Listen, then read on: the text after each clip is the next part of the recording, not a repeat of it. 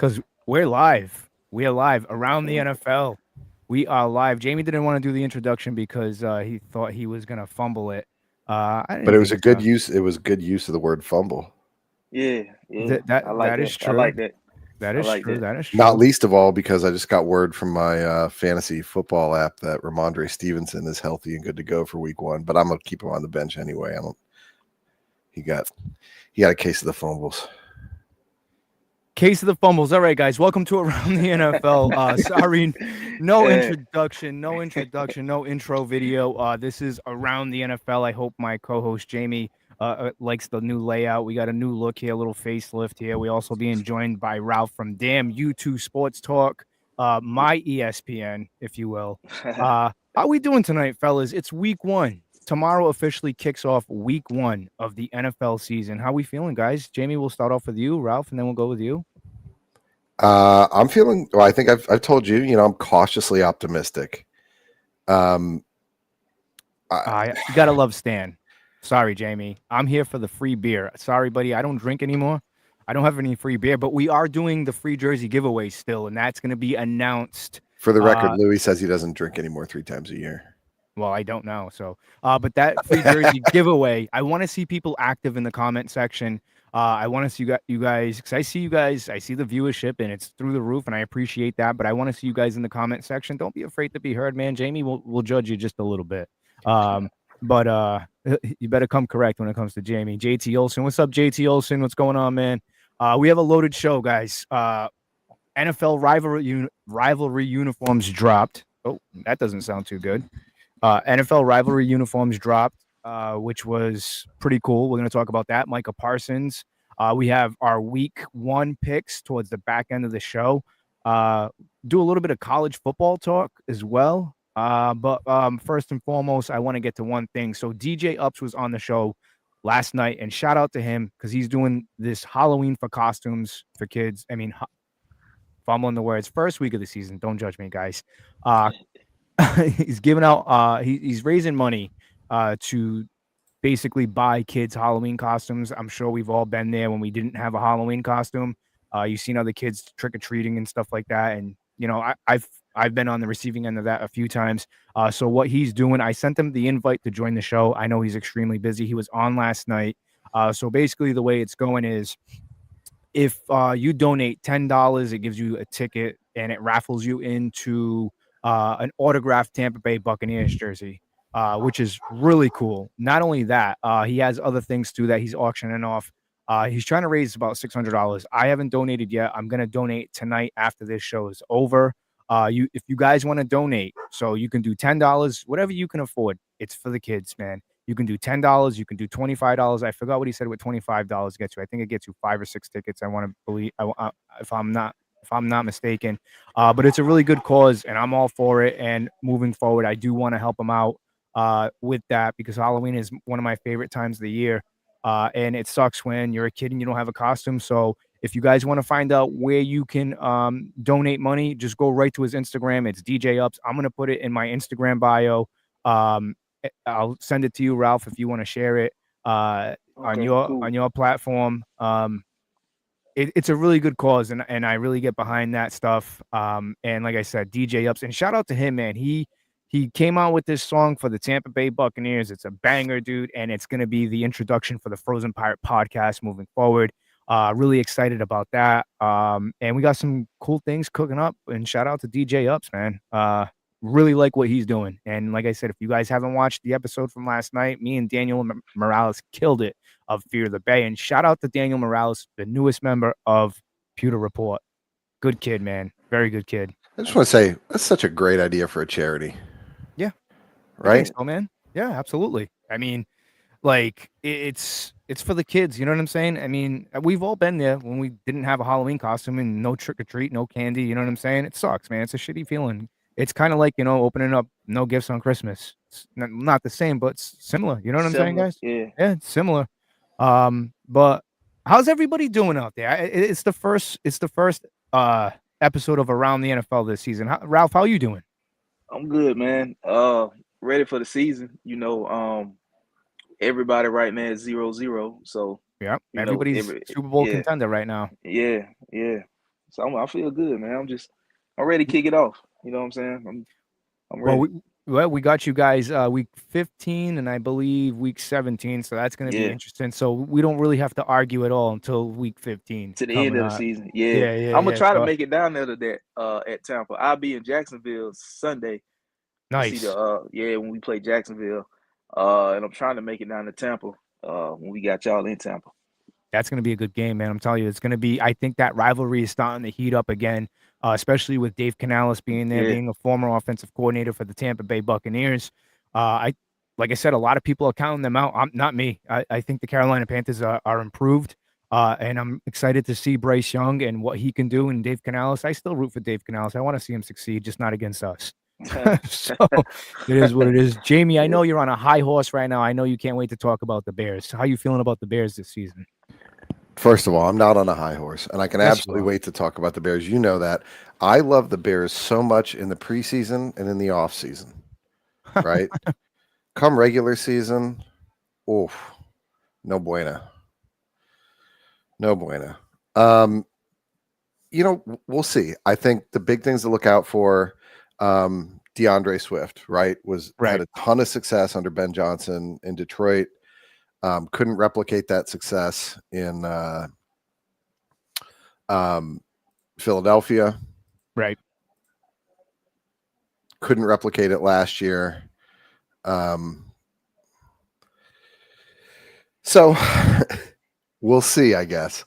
The other That thing is is such tight end play, right? that's a typical Bears fan. I've known Jamie for a long time, and for those of you who are just tuning in, I started rooting for the Bears a little bit, and it is, It's a hard life. yeah, that's hard, man. It's worse than being a Bucks fan when the Bucks were losing. I will say that you guys lose stupidly. I don't think that's the case this year. I think you guys are going to be very much improved this year. I Yeah, I do mean, think. Ben Johnson is one of those guys that I'm glad he took that extra year, right? We talked about this with Liam Cohen. Yep. We talked about this with Canales. And, I totally see where you're coming from with hey, there's only 32 jobs. You take one when one becomes available. But Right. Ben Johnson last year had his pick of the litter, right? He could have been anywhere he wanted to in the league. Within reason, obviously. Like it's not like the Chiefs are going to fire Andy Reid and hire him, but he was the number one coaching candidate in the country last year. And then this year it was him and Aaron Glenn, right? Yeah.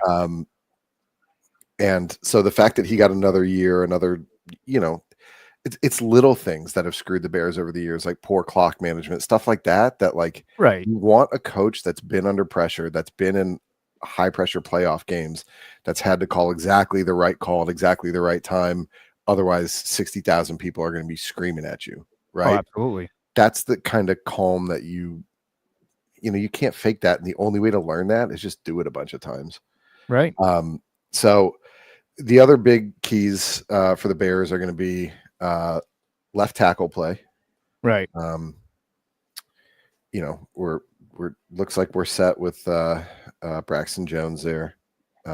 He's the one probably true weakness on the O-line, which is a crazy thing to say as a Bears fan.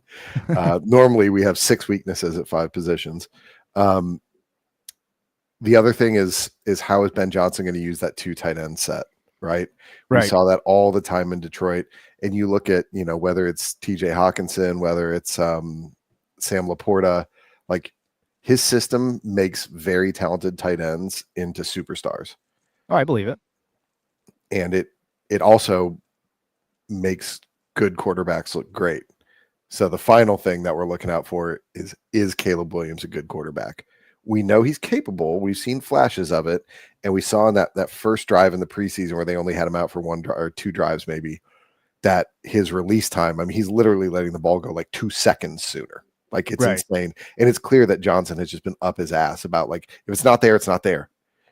Yeah, just get rid of it. Don't take the sack because Caleb didn't throw many picks last year, right? I think he threw like 4 or 6 total.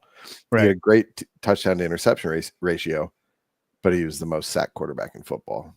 Right.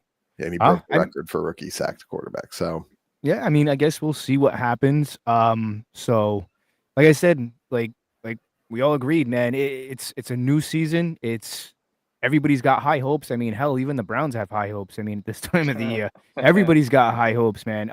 Everybody's undefeated. Louie and I had a long conversation earlier today when I was going to pick Yeah. my son up from preschool, and I was thinking about it afterwards.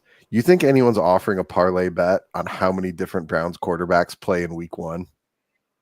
I say one quarterback starts each quarter. They got what, four quarterbacks? 4 quarterbacks, 4 You got to quarters. see. You got to see. Ralph, what do you think? What are you taking on that? I think we're gonna see them all. Because I don't think Cleveland doing much.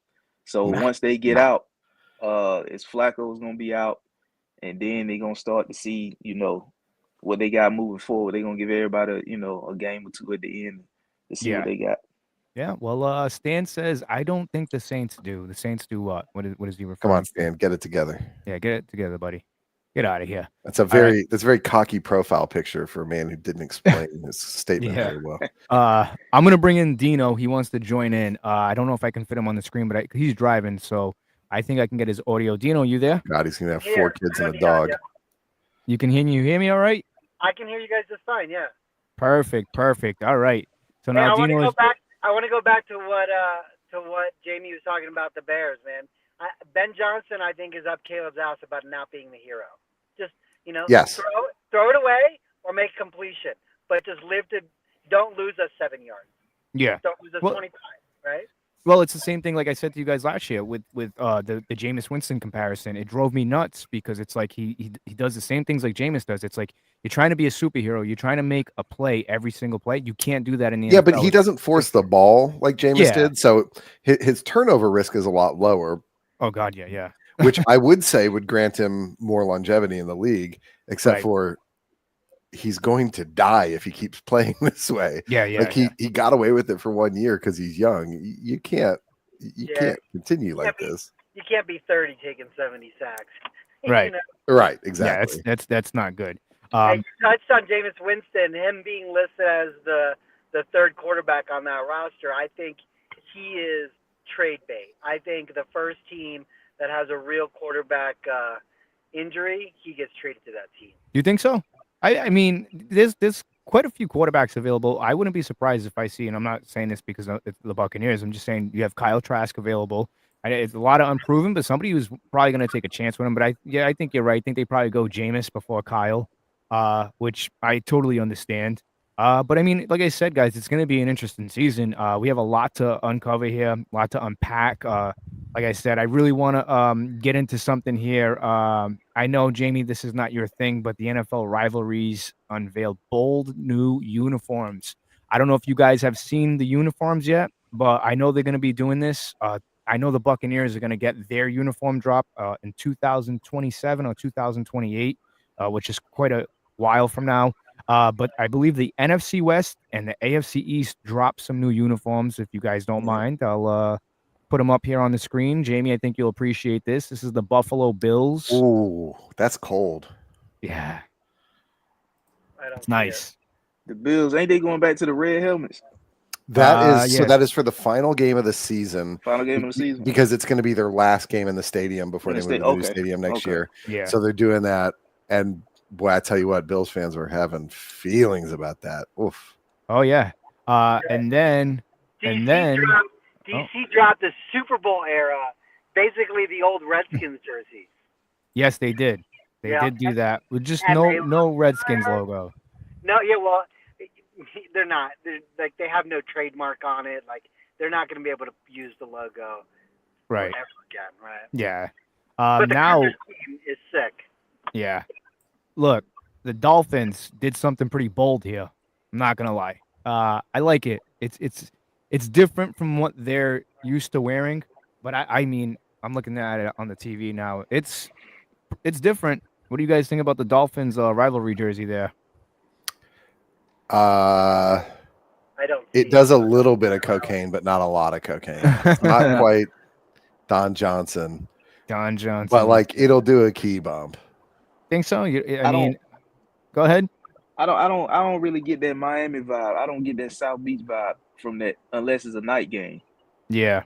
I think that's. I mean, That's a better off great wearing point, Ralph. Night game, this would look sick. Yeah, I've been calling for the Buccaneers to come out with a black alternate uniform for a night game with black uniforms with pewter pants and pewter helmets like they have now.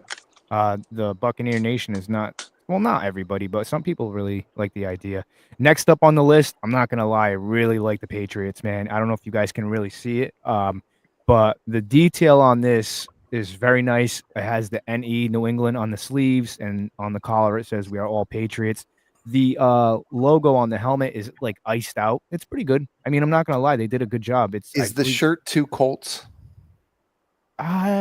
No, I mean, let me see. I mean, it's a different shade of blue, but it's kind of giving me a little bit of a Colts vibe. Really? Yeah. Well, let me see if I can shoulder pull up pad real area. quickly. Yeah, Yeah, I mean, I get it's what the you guys double are saying. white stripe, right? Yeah. I mean, I guess it's more of a silver stripe, but it's still like if I just saw that out of the corner of my eye, I would. Oh, think, there you go. There's a different view actually, of it. you know what that looks like? That looks like if you mixed the current Colts uniform with the old Oilers uniform, or like original Titans uniform, right?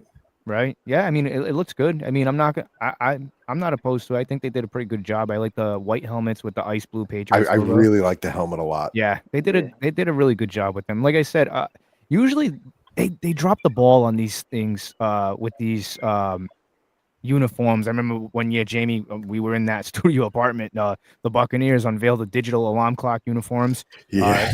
I wasn't too happy about them. You wouldn't shut up about that. Yeah, Good I Lord. loved the helmet. The helmet was awesome with the chrome face mask with the big Buccaneer flag draped over it. I wasn't a big fan of the uniforms. And then shout out to the Loose Cannons podcast, Samar Ali. He was on the Frozen Pirate podcast, and we were talking about uniforms. And I told him, I'm like, listen, I'm not really into those digital alarm clocks. I have a Gerald McCoy jersey. I have a white Mike Evans jersey. Just wasn't digging it.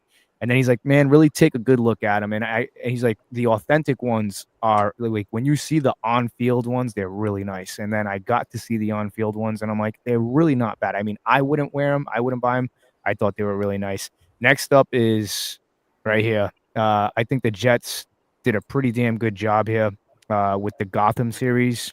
Do we have a different view where we can actually see the uniform? No, because they got the background's the same color as the uniform. It's like they're trying to hide from us what it looks like. Yeah, I mean, that's kind of just what they did. I mean, I was trying to dig up some images of it. That's all I could really pull up. Is it more like a pine green? It's pine green like? I don't know. It's like a lot of black heavy. Why are they doing Gotham City? I have no idea. Because isn't Gotham City supposed to be New York? Because the owner's kid had a great idea on Madden. Oh yeah, that's right. That's right. I was doing a bit about how they're actually a New Jersey team, not a New York team. Yeah. So next up on the list, we're gonna go to the NFC West here. Kyle Murray. There's really not too much detail. I mean, it kind of gives me old creamsicle Buccaneer. Again, I gotta see it without them color washing the whole photo, right? Yeah, look like Boston College. Yeah, almost. Yeah.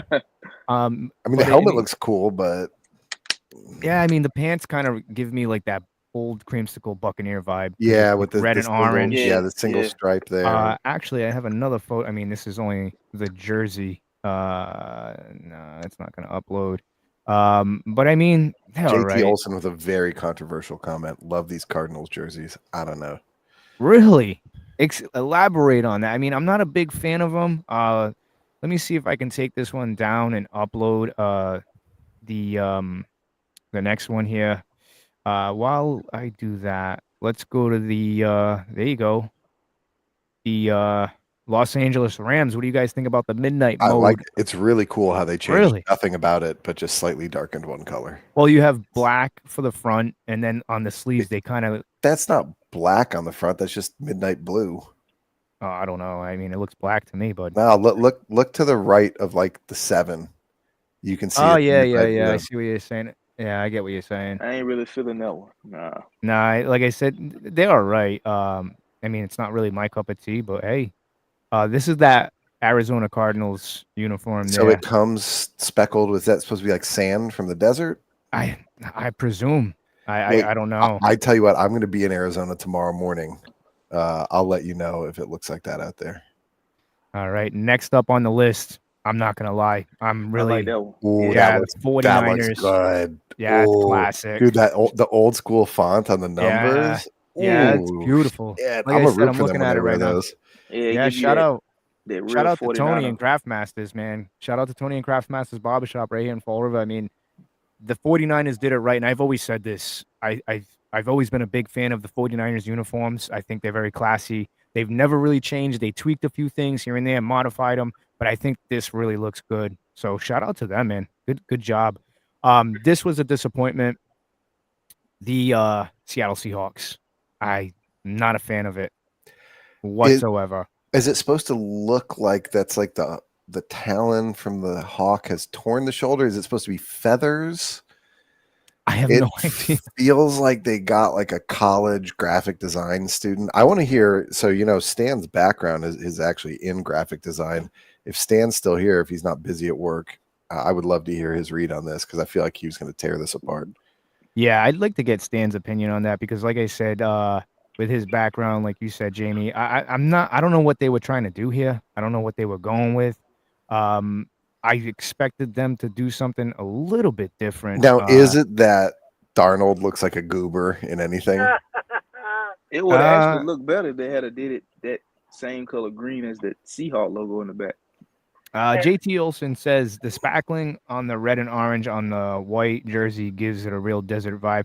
I mean, maybe we got to see them under the lights. I don't know. I mean, because again, they do all this Photoshop stuff to it to kind of give it that Yeah, I'll be pizzazz. curious, but they play in a dome, right? So you will be able to get a real true look at it. Yeah, I mean, it's. I will say this.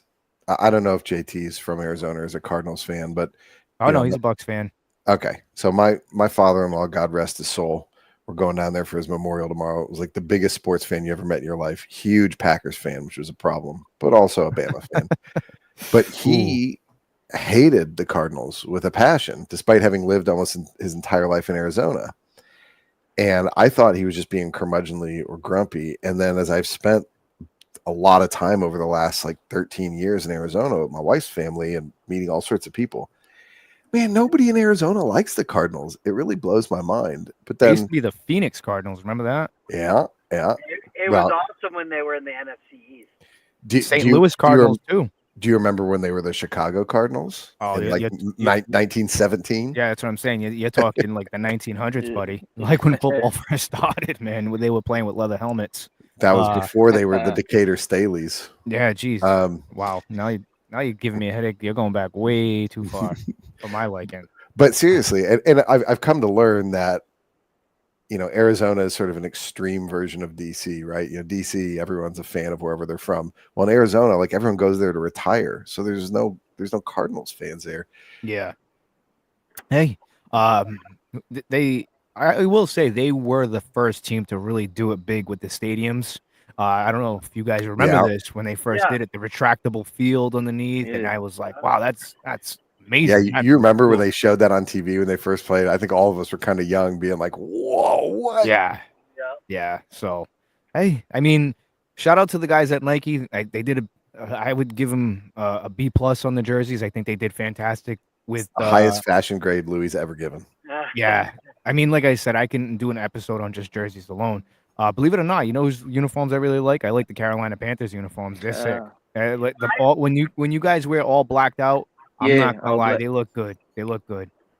I watched this whole thing on Rondé Barber the other day, talking about how him and the players hated the creamsicle jerseys. Yeah, because they always lost. What? Yeah, because they always lost, and I know what you're about to get to. So he was excited when they brought back the creamsicles, and then he said when we put them on, he goes, "I look ridiculous with these on." Yeah, they also didn't fit the players properly. Yeah. It was like he went on a whole tangent about it. He was like, "Oh yeah," because it was like what they used to use back in the day for the uniforms and stuff like that. And I get what they were trying to do. They were trying to replicate as much as possible, and I can appreciate that. But it does not work in this game, this day and age. No way. I mean, you have guys with the right. Yeah, you have guys. Right. Yeah, you have guys with tight jerseys, sleeveless jerseys. You have the guy with the long jerseys. That will work, the long jerseys, but the sleeveless jerseys and stuff like that. Because Rondé, I think he used to wear his pretty tight on the sleeve area. So I could see why, and they were probably stiff too. You probably couldn't move well in them. I mean, the way Nike makes these jerseys now, if you guys ever seen them, like the authentic ones, they stretch on the side, like you have the mobility. So, enough of that, guys. Before we get to the next topic, if you guys haven't, make sure you subscribe to the Frozen Pirate Podcast on YouTube. Make sure you subscribe to Damn YouTube Sports Talk with Ralph. He's got some really good stuff that he's putting out. He's got a podcast going. Really enjoy watching that stuff, man. But like I said, we're doing that free jersey giveaway. I want to see people busy in the comment section interacting, and I'm gonna announce the free jersey giveaway winner this Sunday during the pregame show for the Tampa Bay Buccaneers. Probably only going to be about 25 minutes. There's not really much to talk about. I mean, it's week one. We're gonna see what happens, but speaking of new uniforms and fresh, updated uniforms, let's get to the rookie class of 2025, fresh faces on the big stage. Who are some guys that you're really excited to see? Ralph, we'll kick it off with you. Who's a rookie that you're excited to see? Doesn't necessarily have to be from the Carolina Panthers. Just who you looking out for? I'm gonna go Jalen Walker. In Atlanta. He a Georgia guy, so Yeah. I'm a Bulldog guy. He a Georgia guy, so I'm always looking forward to our guys, especially being drafted that high in the first round. Oh yeah, they went defense heavy. They took what, 2 edge rushers right away? James Pierce, yeah. Yeah. So I mean, yeah. What about you, Jamie? Rookies I'm looking forward to. Well, obviously, our boy Colston, rookie tight end. For me, I know not technically a rookie, but Penix, you and I were talking about that earlier today. Yeah. Really excited to see him play. I am curious to see how J.J. McCarthy plays, also treating him as a rookie. Obviously, week 1 is going to be against us. Oh, he's a rookie. Yeah. Functionally a rookie. Travis Hunter, right? Like, come on. Yeah. Starting wide receiver, backup cornerback. That's how he was listed on the depth chart. Really? Yeah. I'm curious to see how that's going to turn out. I mean, I don't know about you guys. I'm very curious to see how Liam Cohen is going to utilize him. I mean, Liam Cohen, I think he was probably one of the best Buccaneer offensive coordinators. A lot of people don't like to say that or admit that, but I mean, I don't care. I'm a football realist, and I'll say it. And I actually, when we did the top 50 list for greatest Buccaneers of all time, I built the roster. And he was part of that roster. I put him as the offensive coordinator, Monty Kiffin as the defensive coordinator, and Bruce Arians as the head coach for my top 50 team top 50 Buccaneers of all time. If I made a roster, put a roster together, I'm curious to see how he's going to utilize Travis Hunter. I don't want to see him overutilized because that's how players get hurt. And this is not college football. Everybody's fast, like Devon J. Thomas said. Everybody's fast. The game's faster. It's a lot different. You're playing with grown men now. Yeah, that's what I was about to say. You're not getting tackled by a 20-year-old. You're getting tackled by a 28-year-old. That's got real meat on that bone, right? Yeah, exactly. It's for him to play both sides of the football. I'm curious to see it. I want to see it. Right? Yeah, I want to see it. I really do. But we'll see what happens with Travis Hunter. For me, it's obvious. I'm curious to see a couple of guys. But most notably, Emeka Egbuka. I think this kid's going to be special. And maybe I'm being a little bit biased here, but I mean, he has the opportunity to be rookie of the year, in my opinion, with Jalen McMillan being out for about 6 to 9 weeks, I'm guessing. Chris Godwin not coming back until maybe late October, early November. And he's had a fantastic training camp with the Tampa Bay Bucks. He's got Baker Mayfield throwing him the football. They still have a lot of weapons. But I feel like he's going to get a lot of targets because I think early on Mike Evans is going to get double covered a lot. He's going to see a lot of the coverage. So this kid is pretty good. I mean, I'm putting my money where my mouth is, and I'm telling you, I think he's going to win Rookie of the Year. Genty too. I like Genty too. Genty's pretty good. Dino, what about you? Who you got? I can't wait to see Genty because I think the Giants should have drafted Genty. Yeah. Right. Anyway. Yeah. Oh, absolutely. Right. So my matchup. So the Redskins drafted Josh Connerly Jr. He's going to be our starting right tackle, right? And his week 1 matchup is against Abdul Carter on the Giants, right? So yeah. Ooh. This is going to be, and I don't know if you guys remember, but during the Senior Bowl, Abdul Carter absolutely bum rushed and smashed Josh Connerly, right? So this is going to be an interesting matchup for both kids, right? Like, Right. first time on the field, like, it's going to be interesting. But well, in preseason, he was smoking dudes as well, like serious, like career starter, like no joke tackles. So yeah, man, I'm curious to see too what's his face from the then New England Patriots. for the How he's command, gonna react. overall, though, I think if the Commanders, Troy Amos, the cornerback Trey they Amos? picked that is going to start opposite. Yeah. He's going to start Yeah. opposite Marshawn Latimer, and I think if that kid's coming out and he's really a first-round talent playing on that secondary, that changes the dynamic of the Commanders' defense. Oh, absolutely. I mean, we'll see what happens. I mean, like I said, it's a really good draft class, in my opinion. 2025 is a really good group. We'll see what happens. I mean, like I said, I'm really looking forward to Travis Hunter.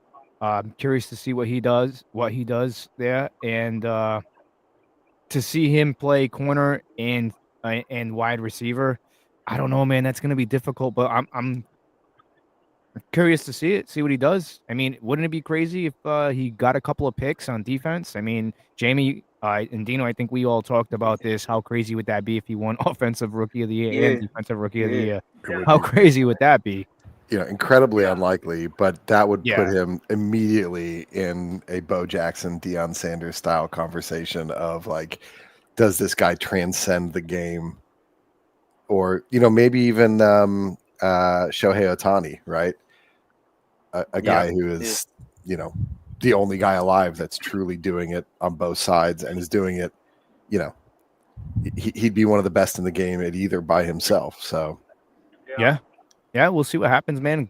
It's a good draft class. A lot of good talent out there, and there's always a couple of guys. Like I think Tej Johnson, the wide receiver from the Bucs, he's going to be a nice little gadget player, one of the smallest players in the draft. But I mean, he looked pretty damn good in the preseason. Outside of that muffed punt, can't do that. I think he's learned his lesson from that. But we'll see what happens, man. Hey, Louie, yeah. Louie, what's up with the fat kid from Georgia that you guys drafted? From Florida. The fat kid, that's messed up. Oh, what? Desmond Watson, man. Drafted free agent, right? Yeah. So basically, Todd Bowles kind of let him know like this. I don't think anybody's going to pick him up for their practice squad. I think he didn't make the team. No. He was too big. He couldn't even practice. Yeah, for him to be effective on the football field, and I get it, he can plug up a hole. But I mean, like I said, at Florida. For the Gators, I get it. He played in the Heat, but college is different than the pros. There's very few guys out there that come into the league that are really pro ready. So when I seen him become a Buccaneer, I'm like, all right, he's got to slim down because Todd Bowles' defense is not an easy defense to play in. And it's going to require a lot of them.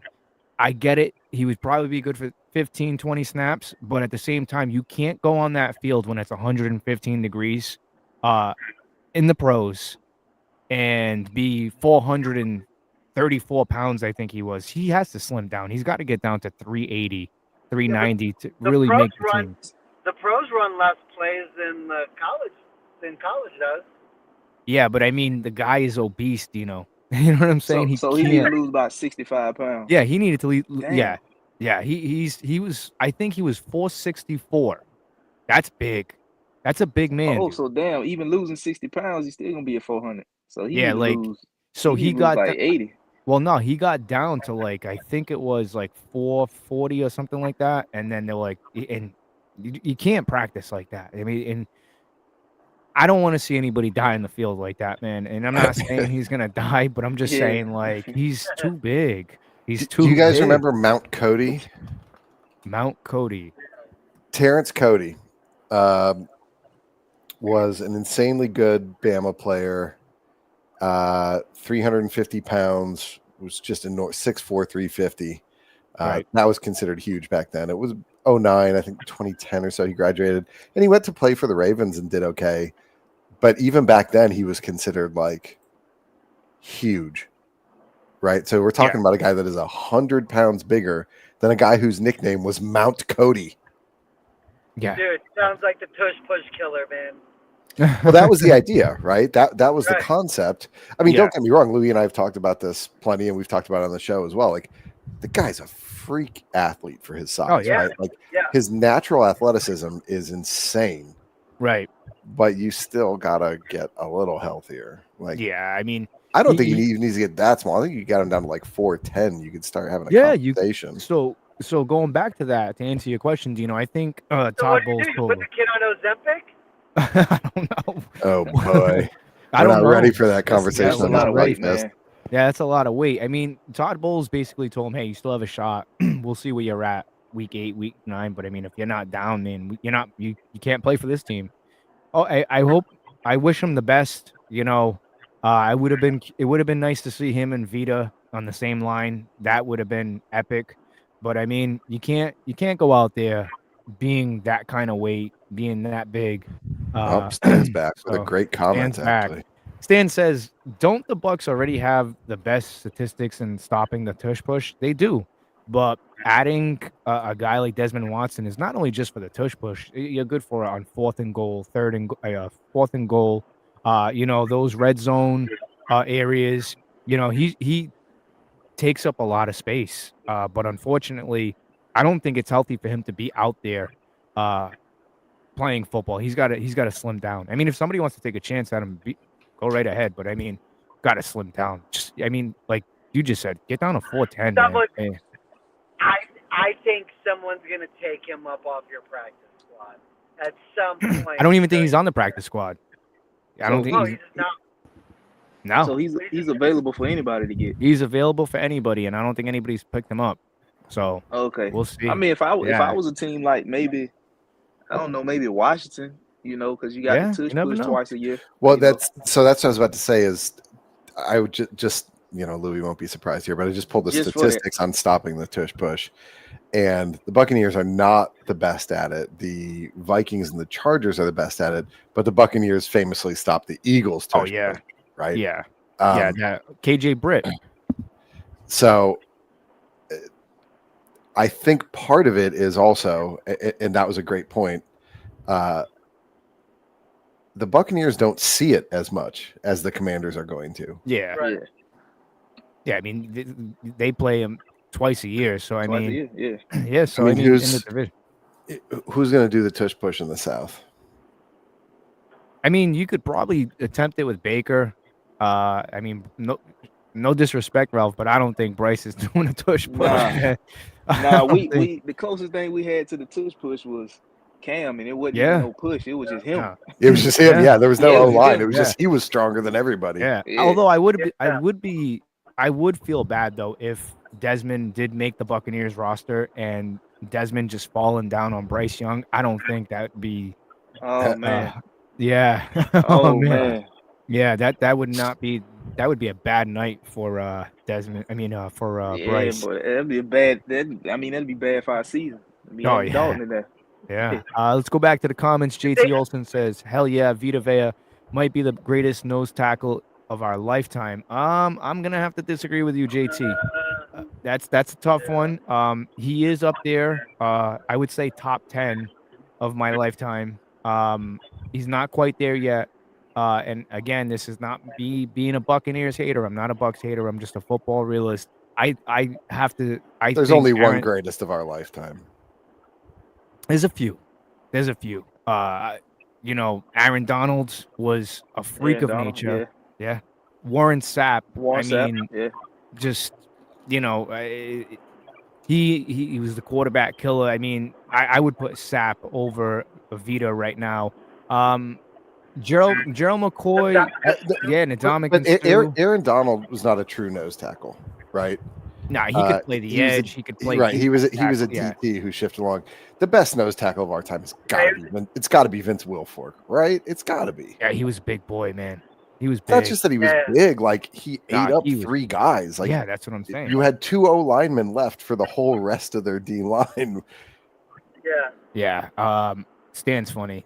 Get sponsored by Ozempic. I mean, I'll take a sponsorship by Ozempic. I don't care. You know what I'm saying? Hey, yo, Check Zempic, is what's the up? check. That's right. Check is a check. JT says Donald was not a nose tackle though. I'm talking the big boys. That's Yeah. correct. Yeah. Okay. I mean, Vita plugs up. Oh, he's a big man too. I'd have to agree with Jamie though. I'd go Will Fork over Vita Bay.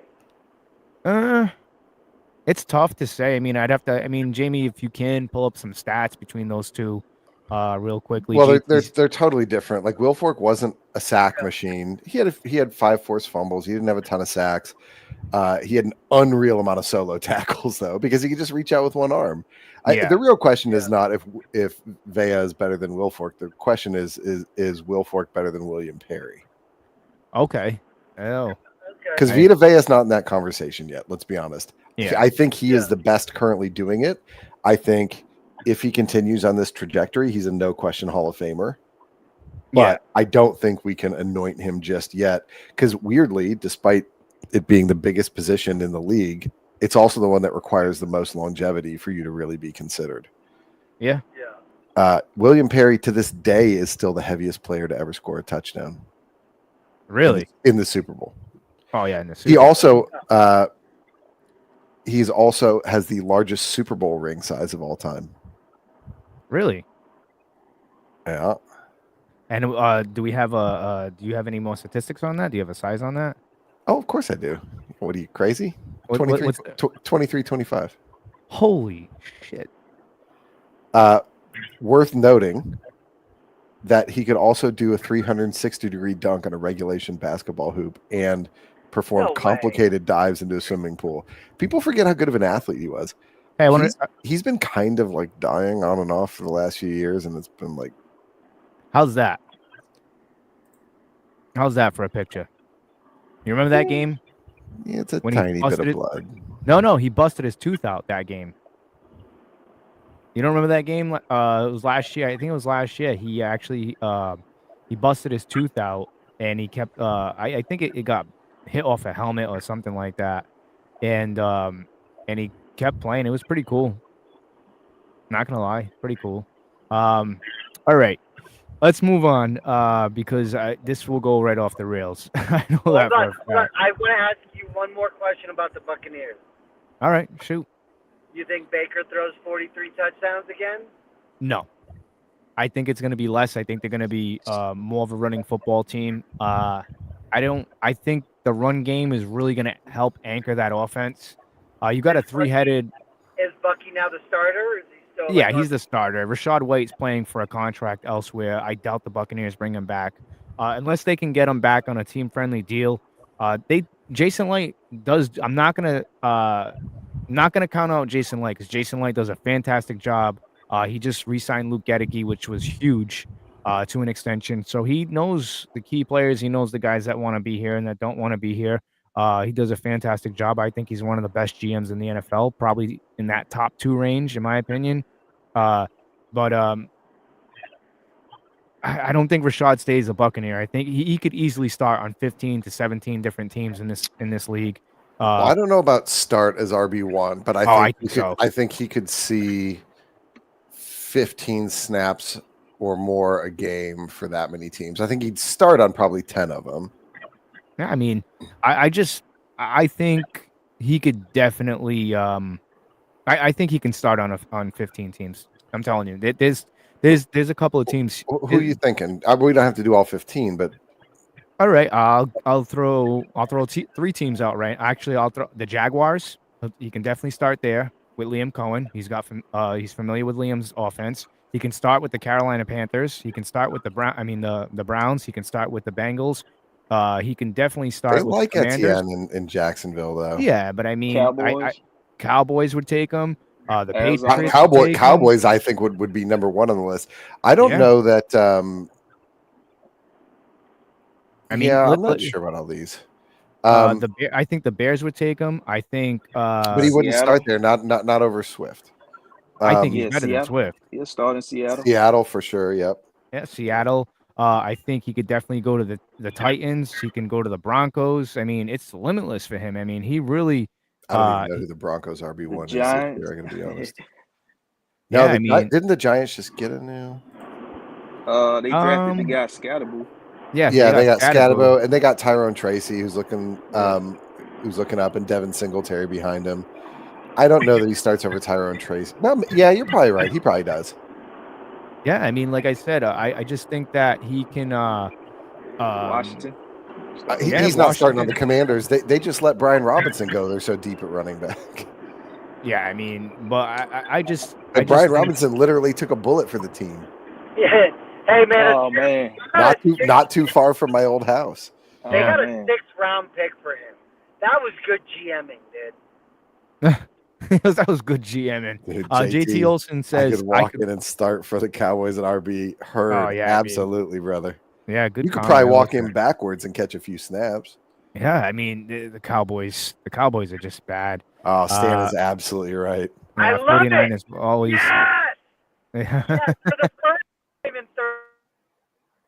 Oh, we're losing them. Thank we're God. on live with Dino. Dino's on the line. Dino, you yelled, Dino. Yeah, Dino, you yelled so loud that you muted yourself. Nah, he's driving. No.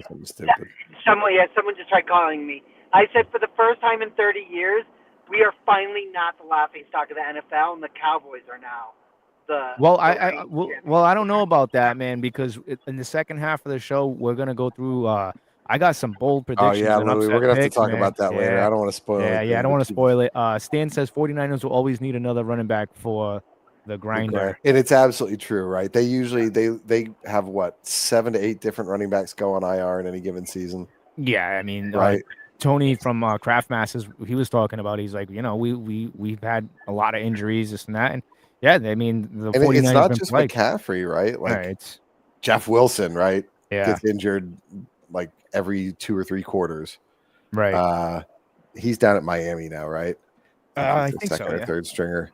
God, who is it? No, it doesn't matter. Stan and I talk about this all the time. If you grab anyone on your fantasy team from the 49ers, what usually happens is, they came out of nowhere because the first 2 guys are hurt. Oh, they're grinding. They're absolutely crushing it. Guess what? They're about to go down for the season. Yeah. So it is what it is. Speaking of the Cowboys, Micah Parsons trade, the fallout. Dino, you and myself were talking about this. Jamie, we spoke about this briefly. Ralph, I'm curious to hear what you have to say about this. I mean, I know it's kind of like old news, but I kind of got a different outlook on this trade. I don't know. I made a little thing here. Am I correct here? Does this all look correct to you, Jamie? You're the stat guy here. Yeah, I think there might be a little bit more ancillary stuff, but those are the relevant parts of the trade. Yeah, I mean, they get Kenny Clark, 2 first-round picks. A lot of people are saying that, that the Cowboys got finessed, blah, blah, blah, blah. They should have got more. I don't think so. Now looking at this trade, you look at the Green Bay Packers, in my opinion, right? Are they really a Super Bowl contender team? Yes. You think so? Yeah. Ralph, what do you think? What's your input? Nah. What's your take on this, man? How you feeling about this trade? What were you thinking when this went through? Well, first I think Jerry waited too long. I think Jerry got caught up in his feelings, his personal feelings as an owner, rather than taking care of business as a GM. Because if you're a smart GM and because it's now coming out that people, they weren't saying this before, but they're saying it now. Like, he don't stop the run and all this, but yet they were still trying to sign him. Yeah. So if that was an issue with stopping the run, a smart GM would have said, well, let's go ahead and, trade him now, leading up to the draft. And, let's say if they had did that, they could have drafted a Jalen Walker and went and got a interior D lineman. So now you just plug 2 holes. You just, address your situation with the lack of stopping the run, and you got an all-around guy in Jalen Walker who can do both, rush the passer and stuff the run, and you can move him around from edge to spy. Whatever you need on your defensive side of the ball with the front 7, Jalen Walker can play, linebacker, edge, wherever you need him. Whatever gap you need him to blitz from, wherever you need him to fall back and spy, wherever you need him to rush, he can do that. So I think he just got caught up in his feelings, because they was going back and forth, trying to get a deal done, and he was leaving out the agent. Now you ain't gonna get a deal done without the agent being involved. So I don't know what Jerry was thinking. And then it just came to a point where they just had to let him go for what they can get, and they got a, interior D lineman, they got 2 first-round picks. Now we don't know what them picks gonna turn into, but Yeah. So I I want to interject real quick.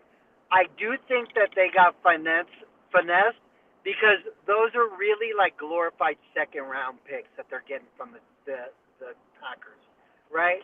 I think Jerry, acting as the GM, had to unload Micah. I don't think that they could carry that cap hit with the other cap hits that they have on the roster. I think they got put in a situation. One, I think a little bit of a locker room cancer, right? Like he didn't really get along with his teammates, and like on his podcast, he was like talking shit about Dak, right? Like it wasn't good for the team. Phenomenal, I think, Hall of Fame talent, right? Right. But I think the Cowboys got put in a position where they had to let go of Micah. I just don't think that they got very good first-round draft picks for Micah. Well, let me ask you this: Why do you think they waited until a week before the season started to do it? Well, I don't think he was going to play. I think he was going to basically be like, my back hurts. I'm not playing, and they're still going to have to pay him, even if they put him on injured reserve. He's still getting paid, that 5th-year option money, which was $25 million, right, or $21 million. He wanted to get paid like a linebacker. They wanted to pay him like a defensive line. Like they were already getting into financial disagreement about what the 5th-year option was going to pay him. Well, I mean. I don't disagree. I think. How about this? I think Micah's agent played this wonderfully, and he got his client the biggest defensive contract ever. Biggest non-quarterback contract ever, Yeah. I believe. That's what I'm saying. Is that I think the real winner of this was Micah and his agent. So I read a great take on this the other day that said, if Jerry hadn't fucked up the deals with Dak and CD, then this wouldn't have happened. But because he waited so long and had to pay so much extra, it tightened up their cap space. They could have paid Micah what he's worth, Right? And they would have been fine. But Nina Kime the other day, or not Nina Kime. I'm sorry. They just signed their cornerback to Bland to a $92 million contract extension, right? Like, yeah. I think as a GM, he was put in a position where they couldn't have paid Micah regardless. He can say we threw this contract out there, blah blah blah. I think they would have been. I mean, you're talking about 3 players basically making $200 million. Yeah, True, I mean, go ahead. But that's to my point. Like a good GM would have did what you just mentioned. By paying Dak so late and paying CD late, you had to pay extra. Homie, I agree. What team wouldn't have fired Jerry Jones as their GM after he did that shit? If he wasn't the owner, no fucking team would fucking like hire him or fucking not fired him after that stupidity of the trade. I agree with you. So as a GM, like you said, that cut into your cap space, your salary. So if they were going to trade him, they should have traded him right before the draft and got exactly a first and a second and a fucking first and a third. I agree with you. You as a GM, you gotta think like ahead. Like if you know that your 2 players that you just signed at the last minute and you had to pay extra because you waited so late to sign them, now that's cutting into your cap with signing somebody else. So as a smart GM, you got to think, well, it might not make sense to the people right now, but from the inside, let's go ahead and trade this guy because we're not going to – there's no need of going all summer trying to get a deal done when we know we probably ain't going to get one done and let all this time pass by. Let's go ahead and move him now and get a boatload, and it won't make sense to the people now, but the sooner we do this, before the draft, like you said, we can go ahead and Jalen Walker was on the board. And when Jalen Walker was coming out, his pro player comparison was Micah Parsons. I think Jerry Jones's trump card was well, you're on your 5th-year option. You're going to play no matter what, and I'm going to franchise you 2 years in a row. So for the next 3 years, you're a Cowboy no matter what. But I think Micah and his agent, probably behind closed doors, says he has a significant back injury. He's not playing this year. Yeah. Sometimes when you want to get out of somewhere, I mean, things like that do come into play. He I played mean, the the Ben Packers. Simmons role. Yeah. So I think he got blackmailed pretty hard, right? And then he was just put in a spot, right? Yeah, I mean, it is what it is. I mean, he's in a Packers uniform right now, and we'll see how he performs. I mean, my whole thing is he's never really anchored.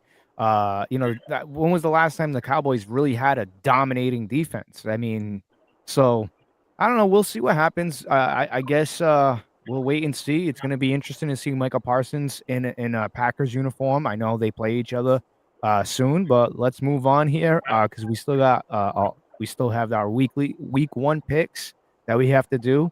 That's going to be fun. And let's do a little college football report here. Jamie, this is right up your alley, buddy. I know you weren't too happy with the outcome this week.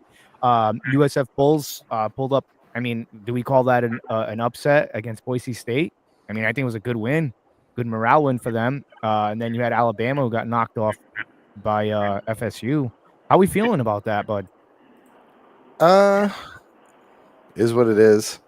I believe I told you I have a pretty wild stat for you on that one. Yeah, shoot. In 14 games where Kalen DeBoer has been our head coach, right, we have given up more penalties than our opponents in all 14, including Really? like we played like Bethel, we played like Western Kentucky, right? Oh wow, like crazy stuff. So And how did Saban leaving like destroy that?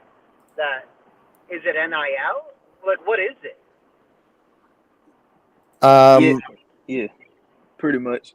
A lot of it's NIL. A lot of it is the lack of discipline, really.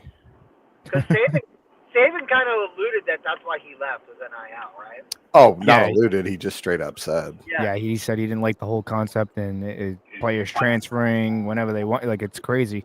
I mean, I'm not a big fan of the transfer portal. I think it should be minimized a little bit. I don't know. College football is completely different from when I was growing up watching. It's a lot different. I actually recently just got more invested into it now. I would do a lot of research, obviously, before the drafts and stuff like that. I'd watch, but now I'm more heavily invested into college football.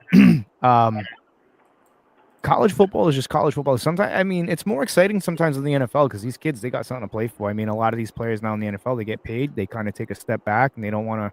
I get it. You don't want to hurt yourself because we see what happens throughout the years of these players. Speaking of players, Brett Favre, I don't know if you guys heard the story yet. You guys heard the news with No. he's not doing so well with the Parkinson's disease. Oh, Yeah, not good. Jamie, do you want to comment on that, buddy? I know you're a huge Brett Favre fan. Well, you don't talk about that with people, though. Yeah, I think he's a disgusting human being outside of just not liking him as a Packers quarterback. But You're just mad because he didn't send you a fax. fucking thumb-shaped dick. Oh, easy. Ben Cornett. Shout out to Ben Cornett. As an FSU fan, it was a great win for us against Alabama. Having said that, was Jim Miller not being able to play Saturday affect Alabama's offense? I felt it had a huge impact on their offense. Jamie, would you like to comment? Maybe. I mean, yes, but like we also started running the ball very well and then just gave up, even though it was working. Yeah. So there you go. There's another one for you, buddy. That's tough. I see Paul Feinbaum Weekly. I need to get glasses. He didn't want to talk to me about the NIL. Feinbaum's a whole separate. You kind of got to be a college football fan to understand the hate / whatever it is for him. Are you looking to see Alabama bounce back, or you think this is some dark days as the empire fallen for Alabama? I mean, I was texting the boys during the game, my Bama buddies, that the Kalen DeBoer era is over. Yeah, it is. Yeah, All great It's- empires it's- must come to an end. it's over for Bama, man. They still got what, LSU on the schedule. They play Auburn, South Carolina, I believe. South Carolina looked good. Yeah, Auburn looked good too. They're not making the playoffs. You know, I'd be surprised, but remember last year we lost to Vanderbilt and then came out and just mollywomp Georgia. So yeah. Yeah, I Then mean, we made a comeback at the end, and then y'all came back after we made a comeback. But then y'all had two bad losses. That like you said, Vanderbilt, and then you lost to Oklahoma. yeah, but Oklahoma's a little more understandable. Vanderbilt, I mean, home of Jay Cutler, who by the way just got sentenced for his DUI. he's still drinking, huh? He got what, 4 days, 5 days, something like that. Nah, a little bit longer than that. I want to say He got longer than that? but it wasn't like a real sentence. Oh, okay. Let me I thought check. like a week or something like that. Oh, really? Not bad. Not bad. I mean, No, he got a year of unsupervised probation. No, you're right, 4 days and a $350 fine. Oh, okay. oh wow. The worst part for him is going to be the DUI classes. He's not going to be able to keep his fucking mouth shut. No world. No, absolutely not. I mean, you know he is. I like what he told Kristen Cavallari. You guys remember who Kristen Cavallari is, right? From yeah. Laguna Beach. His ex-wife. Yeah, he's like, $1 million. You need to get a job. You need to get a job. That was awesome. I like that. Real quickly, because we're not too bad for time here. Stan says he took a plea deal. I wanted to go over some of the rule changes that the fans needed to know about. Jamie, are you familiar with any of the new rule changes? As far as some of the biggest one is the kickoff. It's Yeah, the kickoff for sure. I like the kickoff. I like what they did with there. I mean, starting at the 35 is huge, dude. Oh yeah, I mean, it kind of forces them to return the football back. I mean, we'll see. Well, you're going to get more specialized kickoff guys too. Oh, because yeah. now being it able to doesn't force them to return. It forces the kicker to put it within the 5 to force a kickback, a return. Right, but I mean, it's the NFL, right? Yeah. Eventually, these guys are all going to master it, and that's what it's going to be. I mean, you even saw throughout the preseason the level of progression they were showing. Yeah. So the overtime's been updated a little bit. So regular season overtime now ensures that both teams receive at least one possession, aligning with playoff rules. However, overtime remains capped at 10 minutes in the regular season. So obviously that, and then you had the first downs, the Hawkeye, yeah. Yeah, the Hawkeye. It's kind of controversial. I mean, this is a thing now. AI, technology being introduced to sports. I believe baseball is using it too. How many bad spots that have determined games have we seen? Yeah, I get it. I mean, but that's not, the Hawkeye is not AI. It's literally technology. It's like a chip, right? No, it's technology we had in the 90s. It just they never wanted to do it, right? It's kind of like the strike zone in baseball. Right. It doesn't determine the spot of the ball. It just determines exactly where 10 yards is. Louie watched Laguna Beach, #respect. Yeah, I was going to make a joke about the fact that Louie knew her from Laguna Beach and not from being Jay Cutler's wife, because I literally couldn't have told you what she was famous from. I would have guessed reality TV, but yeah, Laguna Beach, man. I remember that show came on when I was in high school, so obviously MTV. I watched that, The Real World, all that garbage. But yeah, I think the names were Lauren Conrad, Kristen Cavallari. Kids, and you know what? Neither of them have ever watched. What's that? MTV. Well, it's not really MTV anymore. I don't even know what it is. I don't even know what it is anymore, to be honest with you. Other big rule changes. Sorry to cut you off there, Ralph, but we really don't need to talk about 2000s soap operas. Yeah, they got new unsportsmanlike penalties for the throat slash and the gun. Yep, no nose wipe. They were doing versions of that. They reverted the onside kick rule. Yep. So you no longer can only do it in the fourth quarter. Interestingly, I actually didn't know this one. that They now choked both them out. teams get the ball in overtime in the playoffs, regardless of what happens in the first possession. Yeah, I like that. That's cool. I think that's fair. They didn't have it like that No. before last year. No. So what was the rule when that what was it, not last year, but I think it was the year before when it was Mahomes and Josh Allen. They made a rule change after that. Because playoff game. I think what was it the Chiefs just marched down the field and kicked the field goal and then they won the game, right? Yeah, Something like that. and then the following season there was a rule change about the overtime. Yeah. Yeah, but that rule change was if you score a touchdown, the game's over. If you kick a field goal, the other team get a possession. Okay. Right. Yeah. And now they've changed it to both teams get a possession. So even if you get a touchdown, the other team gets a chance to come score. Yeah. I think that's which is closer cool to the college rules. Yeah, I'm okay with that. I like that idea. I really like that concept. It's fair. It gives both teams an opportunity. You know, how many times have we seen an overtime game where it's decided by bullspit, dude? You know what I'm saying? Like, wow, a field goal, really? Like, I want to see a team go out there and really earn the win. You know what I'm saying? I mean, we'll see what happens. Is this going to result in more ties in the NFL? Can we ban Ben Cornette for giving you a #respect for watching Laguna Beach? No, shout out to Ben Cornette, man. Ben Cornette, he was one of the first. You're being asked to leave. No, please, shout out to him. Please don't respect Louie at all, let alone for that. Come on, man. So guys, come on, man. Give me some juice. And it's not at all because I'm mad at him about being an FSU fan. It's all right. We can't let our football teams dictate our relationships here. No, the only people I really hate are Packers fans. Everyone there you else go. is fine. I don't like the Saints. So. Not nuts about Clemson fans, but real quickly, guys, thank you for tuning in to Around the NFL. I really appreciate it. Make sure you like and subscribe to the YouTube channel, Frozen Pirate Podcast. Also to Damn YouTube Sports Talk with Ralph. Really good stuff there.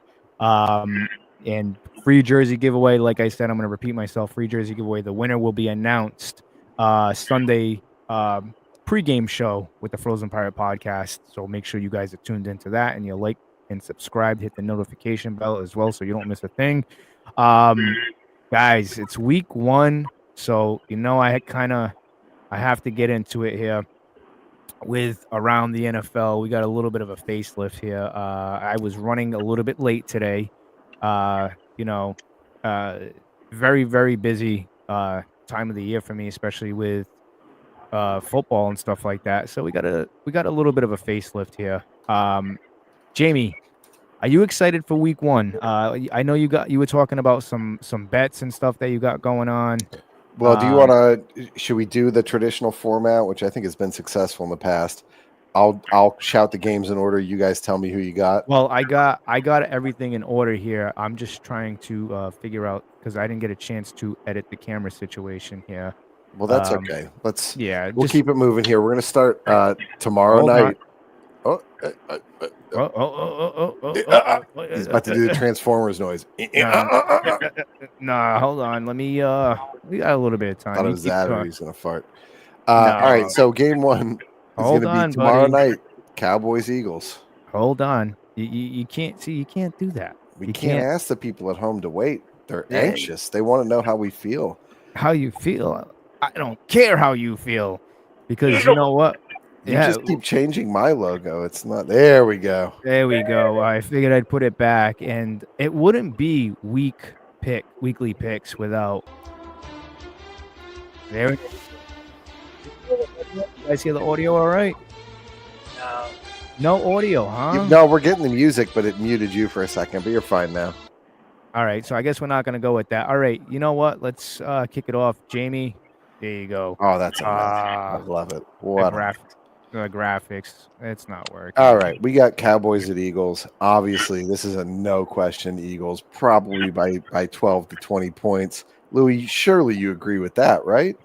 My upset pick of the week is definitely going to be the Cowboys. And I know it's crazy, it's bold, but you know what? I'm going to go with it. My upset pick of the week is going to be the Dallas Cowboys. If they start off fast, maybe Micah Parsons was the problem in Dallas. Maybe not. Maybe they're just going to go 0-16. I don't know. But I'm gonna pick them to upset the Eagles. The Eagles haven't been really too good on prime time. I mean, well, against the Buccaneers. So They had a big primetime game right at the end of last season that I Yeah. feel like a lot of people watched.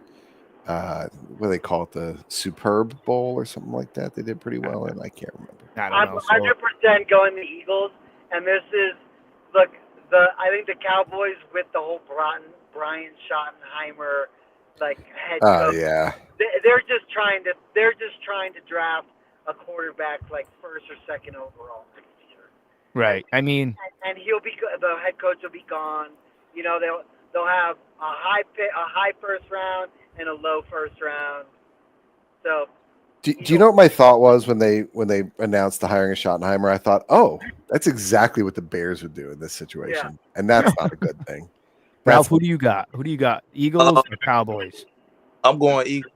I think it's gonna be a lot of energy in Philly. Oh yeah. Schottenheimer, new head coach in Dallas. You know, the old, and from what I read and understand, he wasn't even calling the plays. And now you lose Micah Parsons. You know, the talk around the league, and now your first game is a division game in Philly. Why they, gonna be raising the Super Bowl banner. You know, a lot of. I'm gonna go Dallas. I think the game goes because it's a division game, but it's gonna be a lot more of Dallas gonna have to pick up the offense to also they lost on defense. But I'm gonna go with the Eagles. Did you All right. hear what Saquon reported a speech that Sirianni gave? I did not. Oh, so good. He How said, good? if you think we won the Super Bowl because of you as a player, you're right. If you think we only won the Super Bowl because of you as a player, you're wrong. So understand what a team is, understand that you're great, that you helped us win something incredible, but understand if you lose that mentality, it all falls apart. Hey, I've never been the biggest Sirianni fan, but when I read that, I was like, shit, that's pretty good. hey, That is let's good. sorry to interrupt you guys. I'm about to go through the Eisenhower Tunnel. If I lose you, Louie, I'll ping you to let me back in right after I get through the tunnel. Yeah, no problem. Just in case.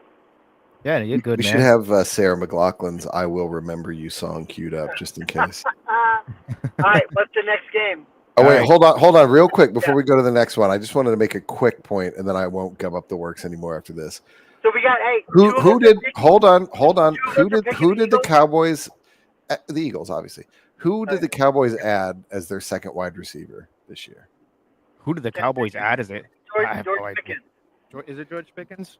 Can anyone name a single Steelers wide receiver who played very well and then went somewhere else and actually found success and didn't go insane or quit the team in the middle of a game? Or Well, Antonio Brown did have a good couple years after. Yeah. he had one good year. Well, 1.5. I mean, then he went crazy. But Horrible. Let's not talk about Antonio Brown. I'm a little upset with what he did. But really, I what follow him on- what I'm saying is that Tomlin has a way with guys that he can bring out the best in them, that when they go somewhere else, it just falls apart. Yep. Chase Right. Clay, horrible. Deontay Johnson, horrible. Yep. Ooh, Jamie, you were big on Chase Claypool. Remember that? No, you remember what I said? I said, we'll see. Well, I said, we need another Didn't wide receiver, Plaxico- but we'll see. didn't Plaxico Burress go to the Giants That's a good one. and crush though? Yep. did he? But- Well, yeah, he crushed his leg with a pistol that he had in his sweatpants at the club. Yeah. And then Yeah, did that- 2 years in jail. So, Yeah, I mean, yeah, whatever. I mean, Yeah, but if he you want had, to talk. Right, but He had the point I was making, I mean, the same with Antonio Brown, right?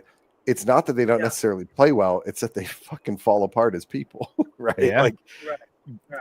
you know, Tomlin has this way of getting the guys to bring out the best in themselves. That when they leave and they lose that structure, whatever it is he can do that gets guys to bring out the best in themselves.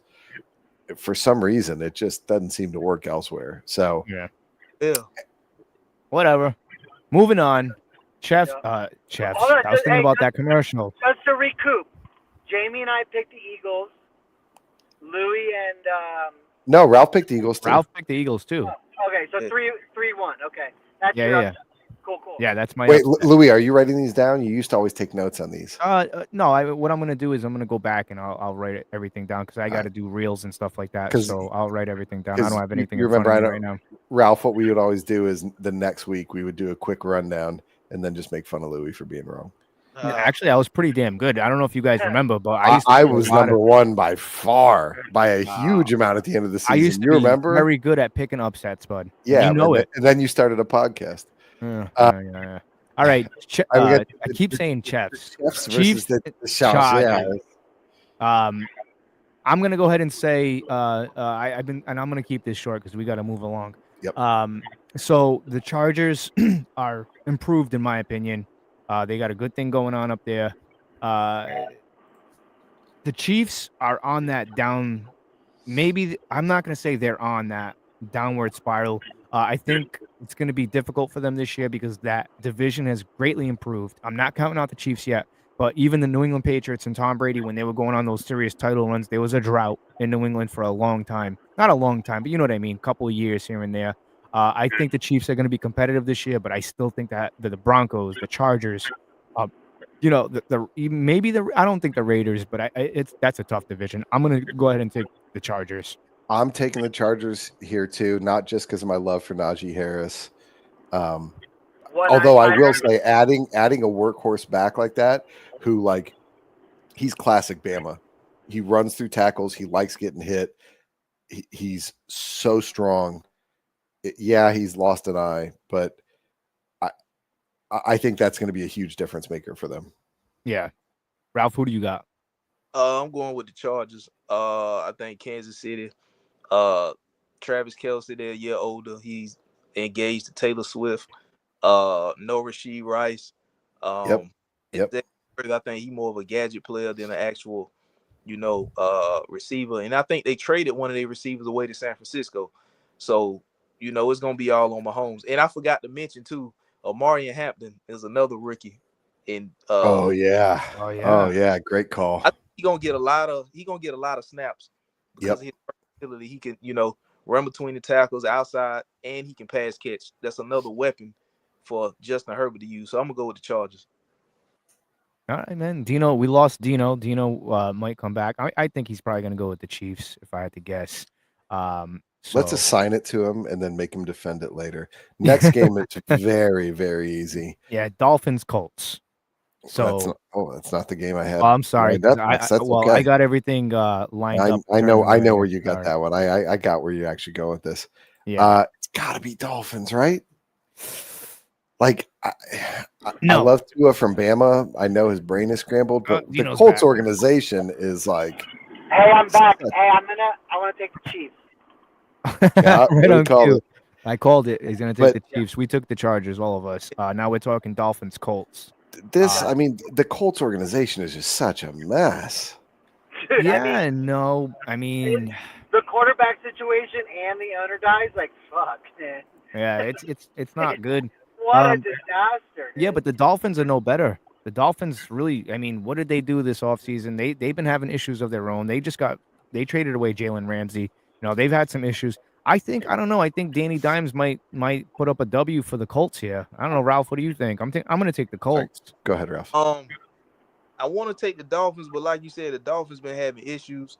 Tua, he can go out anytime. We don't know.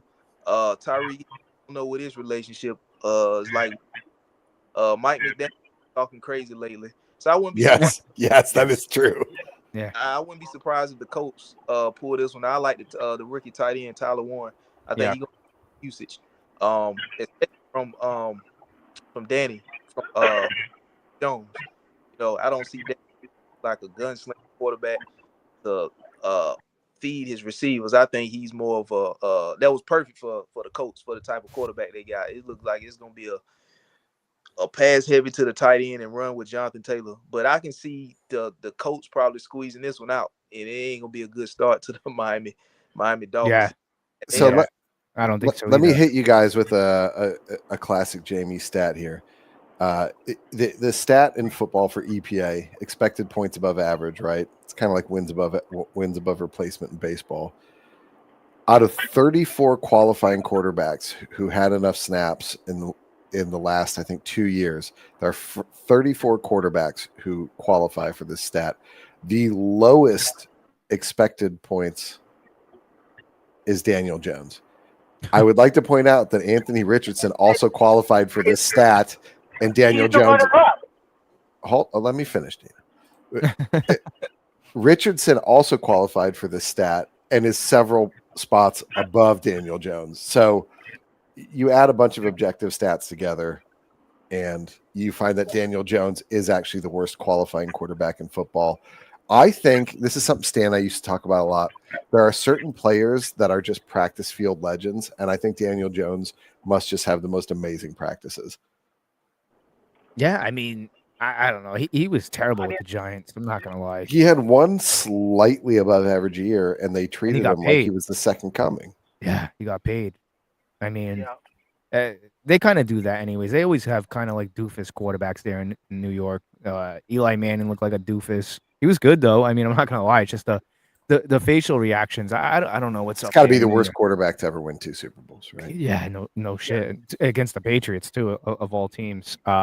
All right, so I got Colts. Ralph, you got the Colts. Jamie, you're taking the Colts? No, I got the Fins, baby. Oh, you got the Fins? What about you, Dino? Who do you got? I'm gonna go Fins too. I don't think they stop to Hill. I think well, don't forget Devin Achani is statistically one of the best backs in football. I don't. How about this? I don't see the Colts scoring 28 points, and I think God, no. I don't even think Miami scores that many points. I think Tyreek Hill. I'll go ahead and say it. I think Tyreek Hill is going to get very frustrated. I think he's a guy that we're going to see get traded through the season.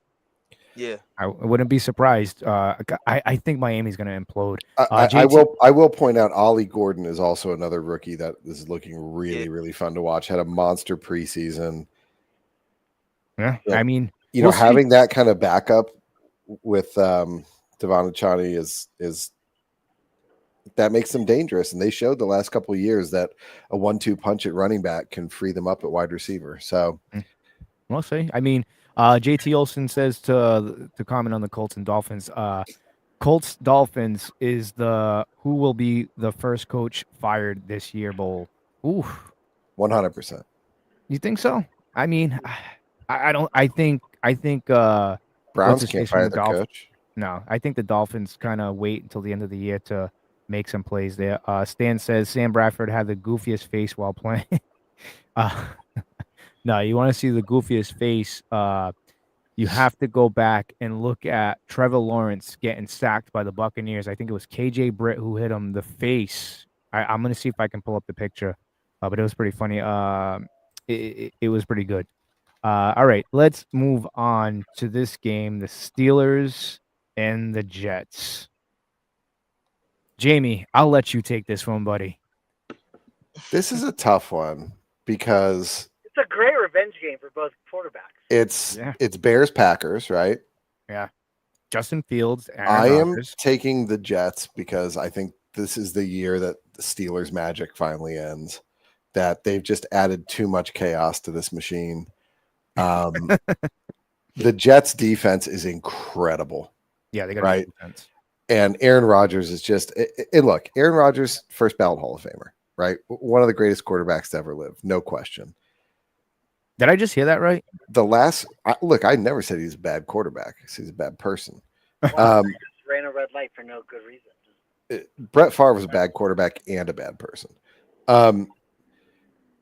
The Jets defense is just incredible, right? Their secondary is incredible. Quinn and Williams on the line. Like I would hope got it all. Now, if paid $30 million a year, remember that Justin Fields played very well for the Steelers last year, right?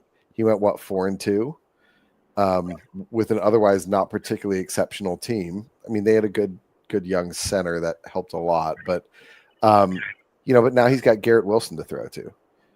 Yeah. And he also has certainty at the position that he hasn't had in 3 years. Aaron Rodgers statistically had a great year last year. He did.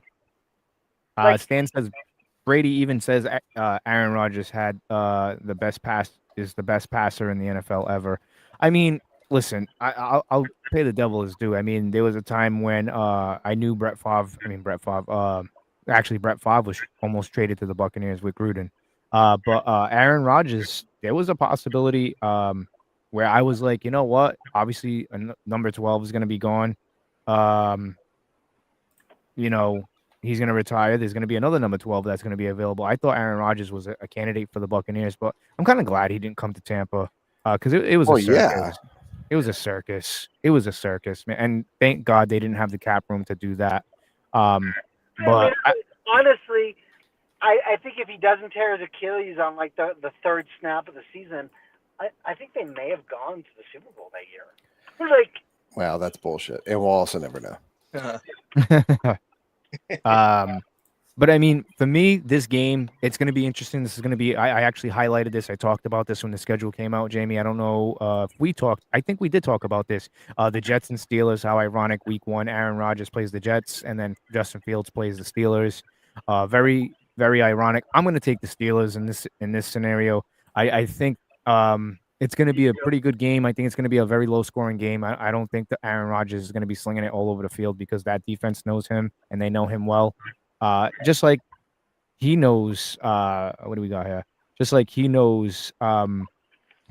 Louie, can you play that TikTok? Is that possible? Is that something you can play live? Because I want to prove a point about the Derrick actual Henry's face, the goofiest face while playing in the NFL.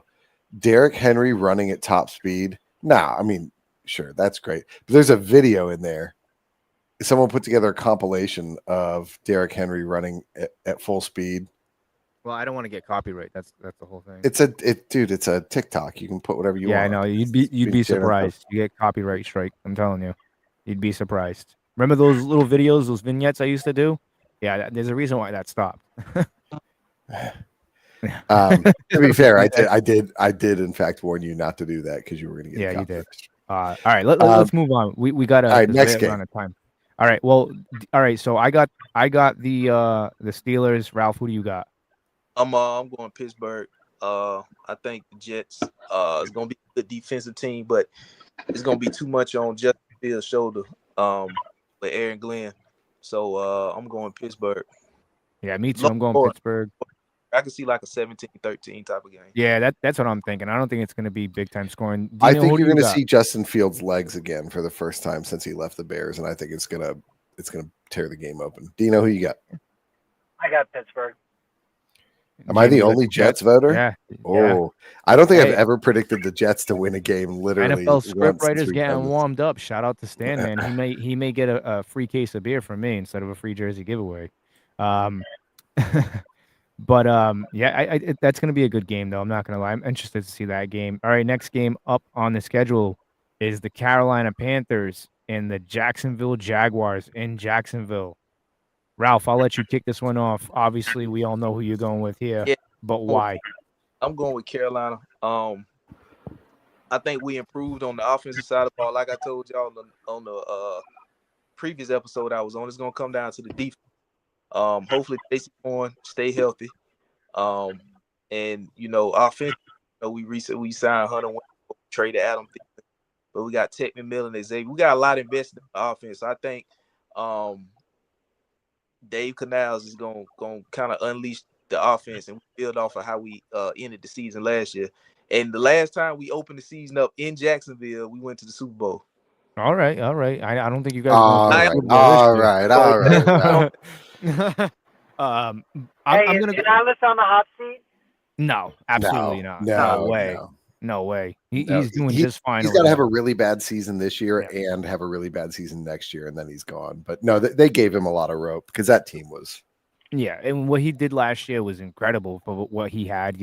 It takes, especially down the stretch. Man, when you show those signs of improvement, you get yourself a lot of jobs. Yeah, and you don't know really what you got until week 8, week 9. That's when you start to see, all right, this guy's quitting on the team. This guy's there. This guy's, you know what I'm saying? You start to get a real sense of what your team is by week 8, week 9, I believe. Well, and benching Bryce Young turned out to be such a powerful move, right? Oh, yeah, it works. You guys know, because I talked about it a lot last year. Like I'm ambivalent on the Panthers. Obviously, I hate old Shrek ears Cam Newton for his hijinks at Auburn. We have 2 fantasy teams in our league making fun of Cam Newton in their name this year. Very strange. However, Bryce Young, what a dude. Yeah. I would love to see the Panthers find success under him. Yeah, I think so too. I'm going to take Carolina. I think it's going to be. I don't think it's going to be a shootout. I think both teams are going to struggle a little bit. But I do think it's interesting to see, and I'm actually going to be heavily invested into this game. I'm going to pay attention to this game. How ironic! Two former offensive coordinators for the Tampa Bay Buccaneers going at it, and that's going to be cool. Liam Cohen going up against Dave Canales. I'm going to take the Carolina Panthers. Well, in this don't game. forget, Louie, also the quarterbacks, right? So you have Bama versus Clemson. Yeah. But wait a minute, who's Trevor Lawrence's backup? What's his? I don't know. Who is I'll his? give you a hint. He beat him in the national championship. Mac in Jones. college. Mac Jones is his backup now. Mac Jones. So you have all this rivalry stuff all over the place. I'm gonna let you pass it to Dino. I'm gonna go grab a glass of wine here, but I'm gonna say I'm predicting the Panthers solely on the strength that while both head coaches are tall former offensive coordinators for Tampa Bay, Canales is hotter, so he wins. So you got Travis Hunter lining up on Tech McMillan. So that's yeah, that's good. JT Olsen says the Todd Bowles coaching tree faces off. You love to see it. Yeah, absolutely. Shout out to JT Olsen, man. You can catch him on Bucks Report. I believe the Creamsicle Chronicles he does. JT's frustrating me. He's making too many good points. I don't like it. I'm sorry, I got disconnected from you guys for a second. Can you? Shocking. Yeah. You're about to predict Panthers Jags. I'll be right back. So Dino. So the reason why you guys can't see Dino's driving and stuff like that. So we're just gonna say he's live on the line with around the NFL here. So who do you got? You got between the Panthers and Jacksonville, obviously Dave Canales, Liam Cohen, two former offensive coordinators for the Tampa Bay Buccaneers. Some would say that Liam was a little bit better than Ralph took Carolina. Who did you two take? I took Carolina. I think Carolina is gonna come out with a victory in this game. Absolutely. Jamie, have you picked yet? Jamie took Carolina. God, man, I'm gonna have to go Carolina too. I don't know. I think Travis. Yeah, I think, like I said, Ralph, you know the team better than I do. What's your score prediction here? I'm gonna go 24-20. 24-20. Okay, I can see that. I can see this being a field goal type of game. I'm gonna say 23-20. Dave Canales pulls up an upset in Jacksonville to really spark the Carolina Panthers offense and defense and the whole team. So yeah, I mean, it's gonna be a fun game to watch, and I'm looking forward to it. The next game we got division rival, obviously the Cardinals going into New Orleans. We got Cardinals and Saints. I'm going to take the Cardinals here. It's a no-brainer. I don't think the Saints – it's going to be like that meme with the kid with the stick, do something. I think that's what it's going to be like for the New Orleans Saints. It's unfortunate. It is what it is. But I'm going to take the Cardinals, no-brainer. Ralph, who do you got? I'm going to go Arizona. I think Marvin Harrison is going to have a better year or a better start to the season. I think he's going to go off on this game. And they got a steal in the second round with Will Johnson. So yeah. And we don't know nothing about New Orleans other than Alvin Kamara. Honey Badger retired. Is Cam Jordan still there? Yes. Screw that guy. Jordan is still there. Yes. Yeah. Still talking trash. Yeah, if he is, he old, and then they traded away Marshawn Lattimore, so they pretty much rebuilding without saying it. So I'm going. They're paying a lot of interest on that cap. I'll tell you what, they are paying more players that play on other teams. Yeah, I think that is the one head coach who probably has a huge runway. Is not Kellen Winslow. What's his name? Kellen Moore. Yeah, he's got to, right? Yeah, because that team's such a mess. He was given a really bad team, right? Yeah, I mean, he inherited a terrible situation, in my opinion. I mean, Canales was given a historically bad team, but they were settled at the quarterback position, but at least right? they were settled at the quarterback position. They had a couple of defensive pieces. They had some cap room. The New Orleans Saints, they don't have cap room for 2 years. Yeah, he got a quarterback and no first-round pick for like 2 years. Yes, but what the Saints have is Spencer Rattler and tanking for Arch Manning, who absolutely looked horrible in week one. Yeah, he looked. Yeah. Now, Ohio State is the best team in college football, but still, like, if you're going to be the number one overall pick, you can't go out there and be absolutely destroyed by a team in that way. No, absolutely not. I agree. That kid's got the luxury of, even if he has a bad year, he gets to play again. Well, he still he has the biggest luxury of all, his last name. All right, let's move on to Dino. I Your know, boys. By the way, I'm gonna Dino take and I yours. both take Cardinals. Yeah, I'm taking the Cardinals. Yeah. Yeah. All right. So we got the Giants going into play the Commanders. Yeah. Obviously, this is, to me, is a no-brainer. I think the Giants are going to upset the Commanders. I'm just kidding. Jackson Dart with 6 touchdowns. Nah, Jackson Dart is going to get hurt. Jameis is going to come in and throw 4 touchdowns, 6 interceptions. Yeah. And then he's going to eat that W. No, it's going to be the Commanders. I think the Commanders are going to pick up right where they left off. I think they're going to steamroll the Giants. I would be shocked if the Giants pulled up an upset, but it's crazy any given Sunday. But it is week 1. So in 2 games last year, we won by kicking one more field goal than they did, and then we barely squeaked week 2. This is like a trap game for the Commanders, man. Like, the Giants have a great roster. They just can't ever win. Yeah. I mean, it comes down to the coaching and the front office. I mean, they have to revamp the whole front office. Are you talking about legendary Alabama offensive coordinator Brian Rundaball Daboll? Yeah. Buddy. There's a guy who I cannot believe still has a job. I agree. How? He's been there 2 years too long. I'm sorry. Yeah. I mean, look, okay, fine. You let Saquon walk. That's tough. But, like, the team just keeps getting worse under him. Like, and I like Daboll, but he's one of those, like, he should be an OC somewhere. You guys want to go apply for those positions? I think we can get him. I mean, if he's got a job. He should be a college head coach.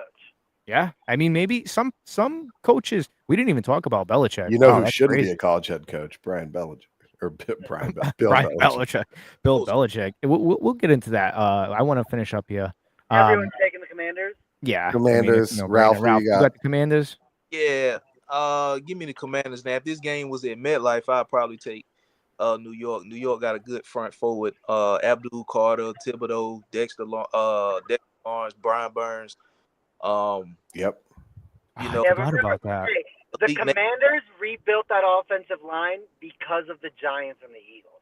I mean, you got 2 real tackles, a real center, and then you move a second-round pick to guard, right? Like, yeah, the Commanders got a real offensive line, man.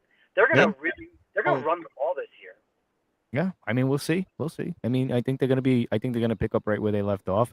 All right, man. Now we're getting into it. The Tampa Bay Buccaneers travel to Atlanta in a must-win game against the Atlanta Falcons. There it is. It's around the NFL, guys. Make sure you are subscribed to the Frozen Pirate podcast. I am live right now with Ralph of Damn YouTube Sports Talk and Jamie, my co-host, and Dino is live on the line with us. Buccaneers, Falcons. This is a tough game. I'm not going to lie. I would be bullshitting you if I said, oh, the Buccaneers are going to take this game. It all depends on what they do with Michael Penix. You know, Michael Penix is a left-handed quarterback. Jamie, me and you were talking off air for a little bit, for a while, early on in the day. And, you know, he's really good at when you pressure him, he's good. But when you force him to move around in the pocket, and it's with any quarterback, he's not so good. I think it's interesting to see what Hassan Reddick's going to do because he is going to be on the left-hand side of Michael Penix. So it's just one-on-one with Michael Penix. I'm curious to see hopefully the tackle slows him down a little bit. Well, I think Kalijah Cansey is going to play a big role in this game. I think Antoine Winfield Jr., who is an absolute Atlanta Falcon killer, you guys saw what he does on the goal line. He'll swat that ball right from you and create fumbles. He did it twice against the Falcons. Twice last season. Yeah. He had an off season last year. I expect him to rebound. I think the Tampa Bay Buccaneers played well when he was out there. He was just hurt. Yeah, he just hurt. I think the Tampa Bay Buccaneers are NFC Championship game bound. I think they got a really good team this year. A lot of depth. I'm interested in seeing what this defense is going to look like. You can't let the Atlanta Falcons get up early on you. I think they got to just shut down they really got to play physical up front. I mean, And Drake London put up how many yards against you guys? yeah, Well, that was his I don't think that's monster gonna be. game. Yeah, I don't think that's gonna be the same case. I think You I got to think have Winfield cheating his direction all game, right? well, I mean, Jamel Dean has got to get his shit together, hands down. I mean, he got What's the destroyed. height differential there? Between him and Drake, I think Drake's about Drake's 6'4", I think. 6'4", 6'5". I think Jamel is 6 feet, I want to I think say. he's 6 even. But Benjamin Morrison's 6'2". So I'm curious to see Benjamin Morrison going up against Drake. I don't know. We'll see what happens because we really didn't see Jamel Benjamin Dean Morrison. is listed at 6'1". Okay. But they always list cornerbacks high. I got Tampa, and I bet you see Kirk Cousins at some point this season. And Drake London is 6'5", yeah, so 4-inch differential. All right, so I'm going to take the Tampa Bay Buccaneers, obviously. Dino, you're taking the Tampa Bay Buccaneers. Ralph, who do you got? Word, I think you'll see Kirk Cousins at some point this season. I'm going Tampa. I think Atlanta gonna start slow. Michael Penix didn't play the preseason. You know, Bijan played the. So I starting the season off slow, especially against y'all division game. So give me the Bucks on the road. All right, Jamie, who do you got? So we talked about this earlier. Penix in last year's draft class was the best pure passer, right? He has the best actual arm of any of them. And for that reason, I'm taking the Buccaneers still. All right. Next game, we got Bengals and Browns. That's gonna be an interesting game. We can make fun of the Browns all we want. That defense is very good. Defense is stout, but Bengals have one of the best pure passing offenses of football. They do, but you need to have a defense. And they kept Trey Hendrickson somehow. They did, but it's so yin and yang. You got the Bengals with a high-powered offense, and then you have the Browns with. I think they're going to be a top 5 defense this year. They got Joe Tryon-Shoyinka. Maybe a change of scenery for him will improve. I know you know they still have a very good defense. The Browns do. Let's not forget, 1 year removed. Well, now 2 years removed, but not last year, but the year before that. The Browns had a tough defense. They were physical, and I think they were top 5 last year statistically. Yeah, it's a great defense. Their offense is so bad. Yeah, it's got to be Bengals, right? I'm gonna take the Bengals in this one. Actually, no, I'm gonna retract that. I'm gonna take the Browns because they're in Cleveland, and I think that's going to be a tough place to play. I just think that defense, these AFC North games, there's no guarantees. Like, you could be the best team in the division, and let's just say, like, you can ask the Ravens. You go into Cincinnati. I mean, you go in to play the Browns. They'll upset you, and they did last year. Cleveland's a tough place to play because no one that lives there wants to live there. Maybe, I don't know. They had Joe Burrow play in the preseason because they wanted to get off to a better start than they had historically, right? I think this is Bengals all the way. I'm gonna go Browns. So you got Bengals. Ralph, who do you got? Take the Bengals. Like you said, got a good defense, but back with Cincinnati, and we can see what Shamar the rookie out of Texas A&M did. I think their first 2 picks in the draft was defense. They got a linebacker, Shamar Stewart. So with Trey Henderson back, if they can get a little bit of defense to go with what they can do on offense, they should win the game. Well, Ralph brings up a great point. I'm taking the Bengals as well, but they no longer need to put up 48 points every game, right? Yeah. Like, they should be able to win putting up 32 every game, which they can do on almost any defense in the league. Right. As long as Burrow's healthy. Yeah. Yeah, we'll see what happens. Like I said, I'm going to take the Browns. This game coming up, Patriots, Raiders in Foxborough. Mike Vrabel, first game as a Patriots head coach. We've seen what he did with the Titans. Ironic again, Brady finds himself back at Foxborough. Oh, it's not ironic. We're going to stand on this one. This is the script writers. Yeah. I'm going to take the Patriots here because I think they're a much improved team. I don't think anybody's really talking about them too much. Mike Vrabel can get a team ready to play, especially on the defensive side of the ball. They improved greatly on defense.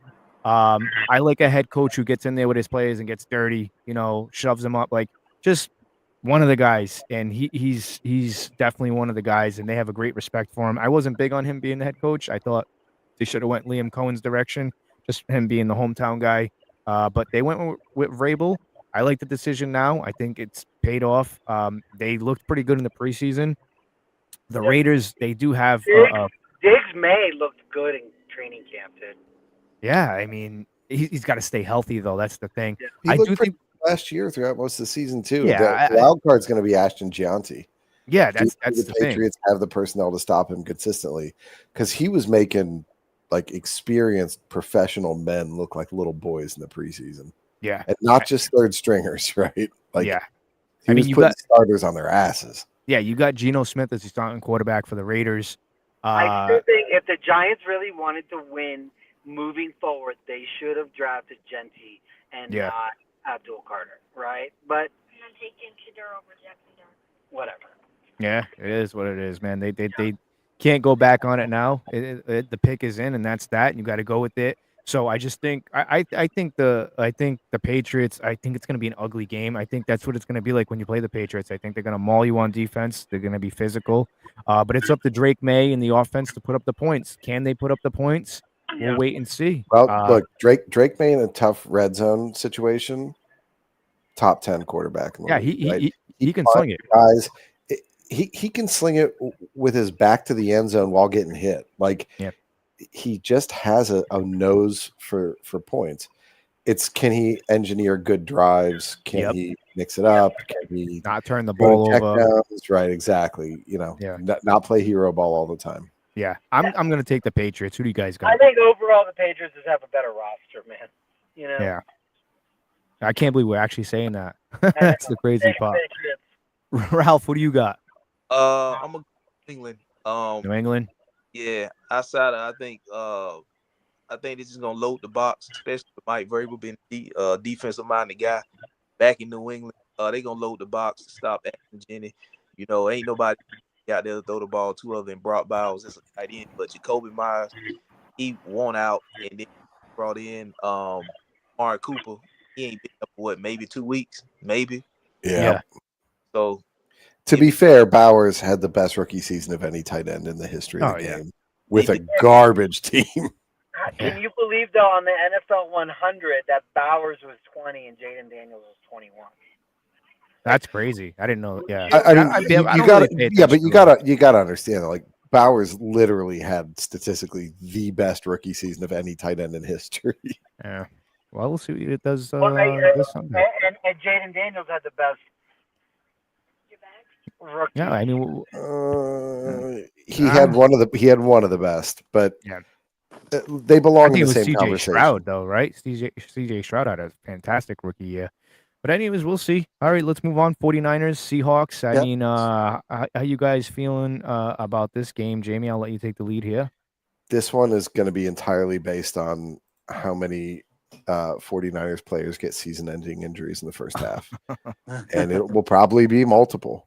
Yeah. This is a really tough one to call because we just don't know what the Seahawks are going to be like. Yeah. I'm inclined to take the Seahawks here, even though they're a totally revamped team. I don't know. This is Spit it out, Junior. So, I'm taking the Seahawks, but it's really, this game is going to come down to who tries the hardest to lose the game, because both of these teams feel like over the last couple of years are the sorts of teams who lose games when their opponents are saying go ahead and win, and they go, no, we're going to lose just in case. Yeah, I'm going to take the 49ers here. I think they're going to start off. I'm going to stick to my prediction. I think they start off red hot. I think they look like the team to beat in the NFC for a little bit, and I think they're going to fizzle out. We'll see what happens. I know Tony may not like that from Kraft Master's Barbershop, but sorry, bud. I mean, I think when you guys meet the Buccaneers, I think you might run into a buzzsaw. I think we're going to get our we owe you guys. We got the receipts. So I'm highlighting that game. Dino, who do you got? I got the 49ers. I think the Seahawks get buyer's remorse by week 8.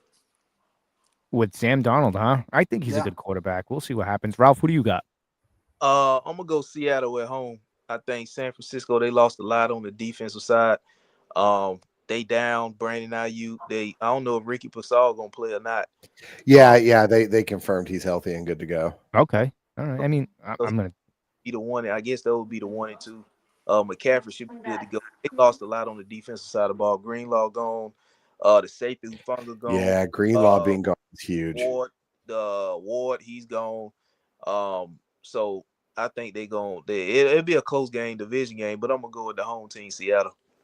Yeah, like I said, I don't know. I'm gonna stick with the 49ers, just because I think I don't know. I think they're the better team than Seattle, in my opinion, right now. So let's move on.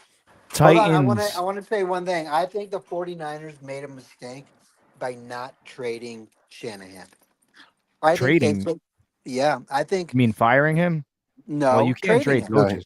You can trade coaches. Yeah, you can. Yeah.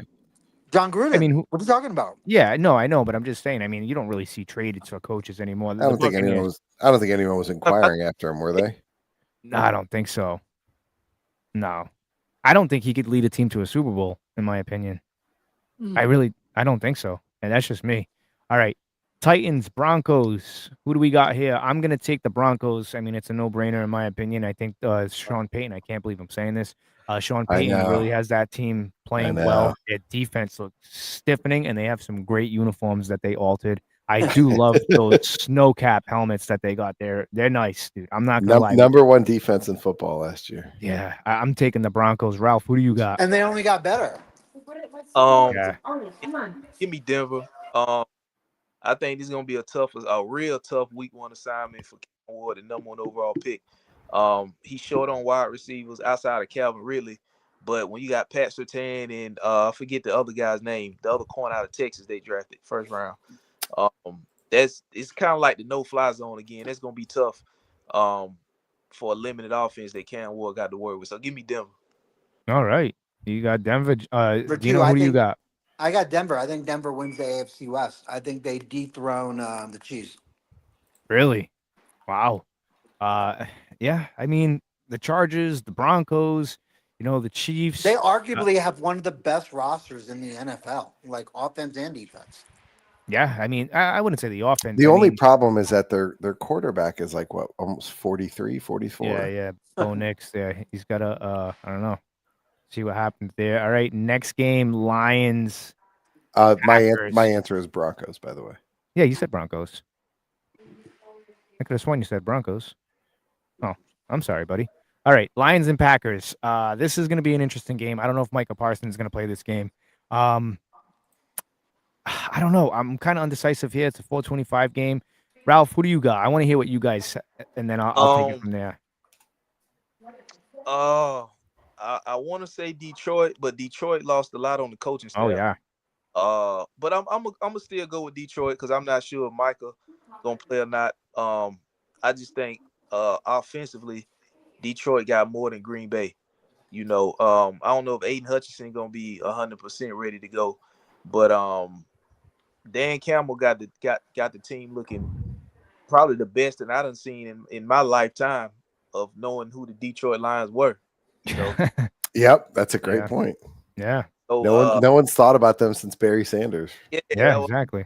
And they weren't good then. I met Megatron, sure. He was good. The team wasn't, but he was good. Yeah, that's what I'm saying. Barry Sanders was good. The team sucked. Even with Megatron, they kind of remember when they drafted 3 wide receivers 3 years in a row? It was Roy Williams, Charles Rogers, and it was it Calvin Johnson?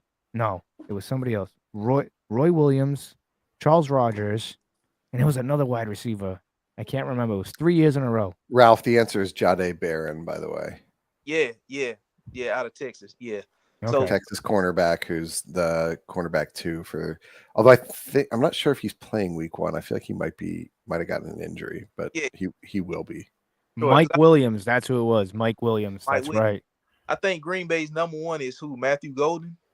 Yeah. Yeah. Yes, who I have in my fantasy team. Give me Detroit. Dino, who do you got? Dino's rinsing. I'm gonna go ahead and go Green Bay.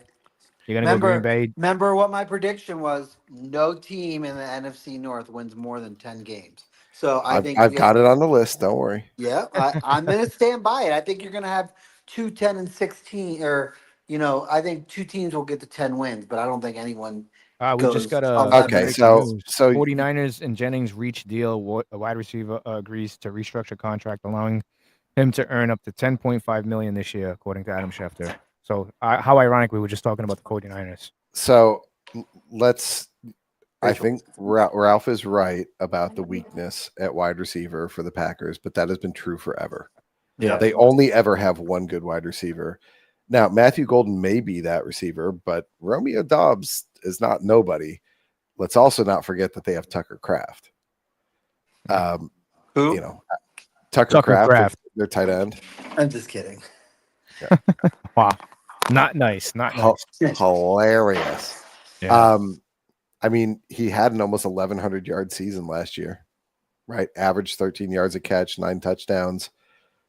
He had a single fumble and he was 81 receptions on 110 targets. Like,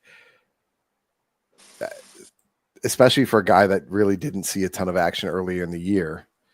They did move on from Christian Kirk, which I found sort of curious because he had some really monster plays for him last year. But,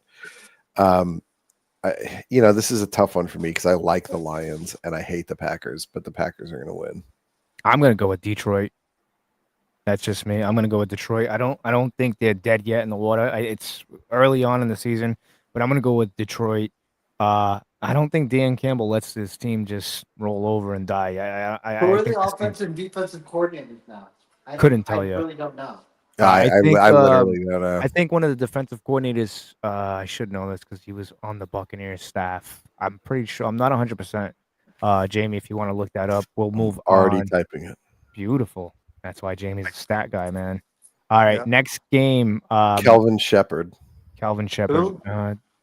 Doesn't ring a bell. Yeah. He's internal. He was linebackers coach. All right. Their OC is John Morton. Yeah, so next game we got here is the Texans and the Rams. And Stafford is starting. They confirmed. Yeah. I don't know. This is a tough game. 4:25 Eastern. The magic time. trailer healed him. Yeah. I think I still have that for the people if they want to see it. Dino, did you see? JT was ahead of me. God, JT's too good. Yeah, JT's quick. Shout out to him and Bucks Report, what they do over there. Shout out to JT. You know what, JT? You misspelled Shepherd. I win. It's double P, no H.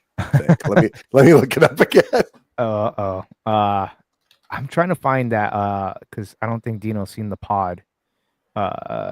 He came rolling in. I gotta see if I got that What over pod? here. I don't know what you're talking about. It's this contraption that he comes in. Oh yeah, we don't need to go over it again, Dino. Just there you go.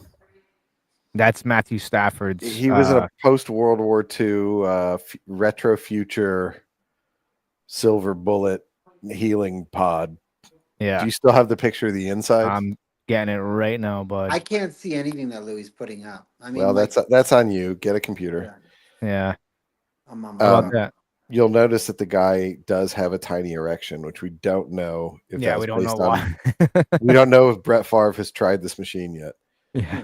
Why is it always got to go back to Brett Favre? Oh boy. Yeah, I mean that's what Matthew Stafford rolls up on, I guess. I don't know. So like I said, this is a tough game. Texans and Rams. I don't know. I'm gonna go with the Texans. I think they're the safe bet. Just because, CJ Stroud, he's going into his third year. You say they're a safe bet, but Rams are Vegas favorite. They are. Yeah, they are. Only 2.5 points. So yeah, but I mean, we'll see. I'm gonna go ahead and take the Texans. Ralph, who do you got? Yeah, I'm gonna go Houston. I'm not sure if Stafford is 100%. But I'm gonna go Houston. I think defensively with Danielle Hunter up front, Will Anderson, Derek Stingley on the back end, Kamar Lesnar on the other side. I think that's just the Miko Ryan defense. They just young and they gonna fly around. I mean, they're hungry, they're talented. Yeah. LA is a veteran team, veteran quarterback, veteran wide receivers, but I'm gonna take Houston on the road. I can't believe we're already calling Puka a veteran. Well, Yeah. not Devontae Adams. That's the one. Devontae Adams, yeah. Devontae Adams doesn't count on any team he's on anymore. He was really good 5 years ago. Wow, I agree. I agree. He JT keeps says, getting passed around the league like he's all of a sudden going to be the next Randy Moss or something. It's just yeah. drives me crazy. My dyslexia strikes again. What JT says. Ralph, I agree that I don't think Stafford is at 100%. I don't think Stafford's been at 100% since his rookie year. Dude's tough. He fights through injuries. I'm taking Rams. Yeah, Dino, who do you got? I'm taking Rams. Yeah, I should have took the Rams, but I can't see the Texans going 0-2 to start the season because they got the Bucks week 2, and the Bucks are going to beat them. So sorry. I don't see Spoiler them alert going. for next week. Spoiler too. alert. All right, we have a big game coming up here. This is a primetime game. 8:20 Sunday night game. I couldn't think of a better matchup for week 1 primetime. Ravens, Bills. Man, this is a tough game. I don't know who to take here because you have the Bills who are coming off, a heartbreaking loss, and you have the Ravens, same thing. One of these teams is going to represent the AFC in the Super Bowl. I think it's going to be the Ravens. I was just about to say it. Yeah. I think we can all say that one of those two teams is representing the AFC in the Super Bowl, right? So I think, I don't know, maybe it could be the Bills representing the AFC in the Super Bowl, and they're going to continue their losing streak against the Buccaneers in the Super Bowl, and they're going to lose that Super Bowl to the Bucks. And they're going to continue Bring to back lose. Jim Kelly. Yeah, bring back Jim Kelly. No, I don't know. I mean, I don't know, Ralph. What are you thinking? Where's your feelings going towards over here? Because this is a tough game to predict. It is. I'm gonna go with Baltimore. I'm gonna take the Ravens. I think the Ravens defense. Upset. Yeah. I think the Ravens defense overall is better than Buffalo's offense. Oof, I like that. I like that because they got really good during the draft. They got Mike Green, the edge rusher, Malachi Starks, the safety. Dude, they got this loaded up that. Roquan Smith fellas played a little bit of football. Yeah. I think he used to play for the team, the Bears team you root for, right? But you don't think the Bills defense is better than the No, I don't think the Ravens Bills offense defense is Baltimore's better. I mean, Derrick Henry is such a like. What do you do? Because he gets faster and stronger in the fourth quarter. Like you can't stop him. Guys like that usually tend to slow down because of the size, but not him. He's just, it's not right. It's not fair. I mean, the Bills. I will say the Bills have added depth in the secondary, so they're less likely to get kind of worn out in the same way. You can never bet against Josh Allen. Yeah, right. He just finds ways to get it done. Lamar has been hit or miss in clutch situations, but was very good last year. The only thing I think that's going to sway it here is Bills fans really are crazy, and having gone to a game now in that stadium and seeing how they are with that team, like it's home field advantage times 3. Like I think the only team that has stronger home field advantage has got to be the Packers. Right. Dino, you only got 10 minutes left on your iPad before your mom says you're in trouble. Is that correct? No, that's Max. That's Okay. I wasn't sure. I don't want you to get in trouble. I heard mom yelling. I'm going to take the Bills. A little bit of his little bit of his favoritism as a Bills kind of secondary fan, but I think this game is a total wash. So I'm just going to give it to the home team. Yeah, I mean, look, one of these teams is going to lose, obviously, but it's not the end of the world. Necessarily. Well, they get could a little end up in a tie. Roethlisberger tie situation. I didn't know it could happen. All right, so Ralph, you're taking Baltimore. Jamie, you got Buffalo. I got Buffalo. Dino, who do you got? I'm going to take Baltimore. I think it's really early in the season. Derrick Henry is going to be at like optimal strength, right? To what Jamie was saying, he's just going to get bigger and stronger in that fourth quarter. I think he takes over the game. I think they win by like 8, 9, 10 points. To jump in, sorry, Louie, before you give yours, just to piggyback on what Dino said, there's a great stat of Derrick Henry's average yards per carry in the first 3 quarters versus fourth quarter last year. He goes up like 2 yards per carry in the fourth quarter. No one's even close. Wow. All right. So my prediction for this game, I think Derrick Henry's going to have under 60 yards rushing. I do. I'm going to take the Buffalo Bills. I do. I'm going to take the Buffalo Bills. And that's not to say that the Ravens are going to have a bad season. I just think that Buffalo at home, there's a lot of energy there. Considering it's going to be, this is one of the last home games that they're going to be playing this season at that stadium. And And Highmark, yep. yeah, and I just think that stadium is going to be loud. I think it's going to be tough for Lamar to hear, and that's okay. You take a loss here, you get it out of the way. You figure out what you did wrong, and you prepare for the playoffs because the Ravens are Super Bowl bound. So I'm. I will say last year teams seemed to learn that if you hit Henry low, he has trouble dealing with that. Yeah, it's people try and hit him above the knee, and he's too strong.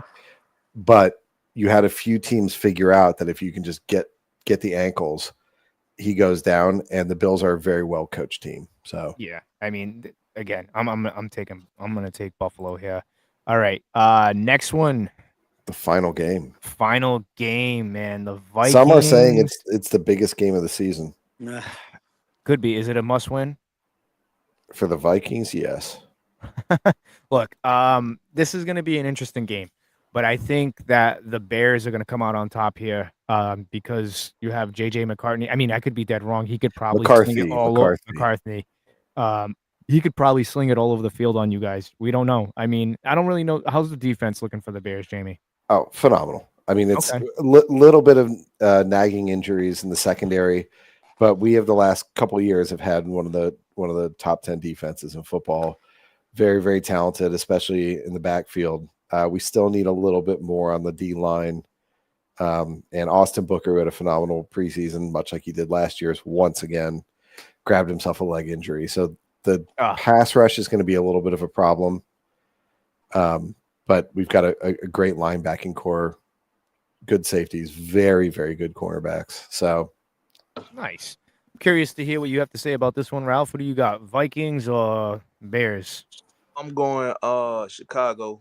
I think Chicago offensively got better weapons now. 2 tight end sets now. More options for Caleb Williams, Ben Johnson over there now. Minnesota, J.J. McCarthy is basically his rookie year. They got traded for Thielen because Addison's gonna be out 3 games or something like that. Mm-hmm. So I think they're gonna depend on Aaron Jones, and then they're gonna play action to Justin Jefferson. I think that's the only thing or hit Hawkinson on the check down. But I think it's more options for Chicago, and Chicago at home. So I think they're gonna start the season 1-0 in the new Ben Johnson era. Okay. You just made my heart swell up. Chicago. I know where Louie's going to go, right? I'm going to take the Minnesota. No, I'm just kidding. I'm going to take the Chicago Bears, man. Look, the Bears, they've improved. I think this is going to be Caleb Williams' coming out game, pretty much, not in that way. I just think that he's that was good. You like how I did that? That was pretty good. Yeah, pretty good. Welcome to Around the NFL Week. I sent both of you guys a great meme. Can I just? Yeah. Do you want to put? Actually, Louie, do you want to put it up? Sure. Go ahead. Send it to me. I texted it to you already. He did. He texted to both of us. Day before yesterday. You should have it pretty quick up there. Yeah. I think one of the things I didn't talk a lot about at the beginning of the show is, and it's been talked about a bit in national media, but the Bears truly built an O-line, like a serious O-line. We've got a real center. You put it up, dude. Come on. Hold on. Tooney, very excited for. I think we have three Pro Bowlers on our starting line now. It's going to be a question of if they can stay healthy. You got a couple guys that are a little bit older. We grabbed what's his name from the Rams as well, Jonah Smith. Jonah Hill. He put the weight back on and he's starting. I think it's going to be Bears, but nothing will surprise me. The Vikings also added one piece controversially in the offseason that Louie's going to put up a meme about here for me.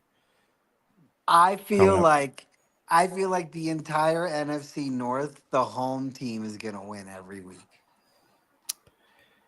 There we go. There you have it.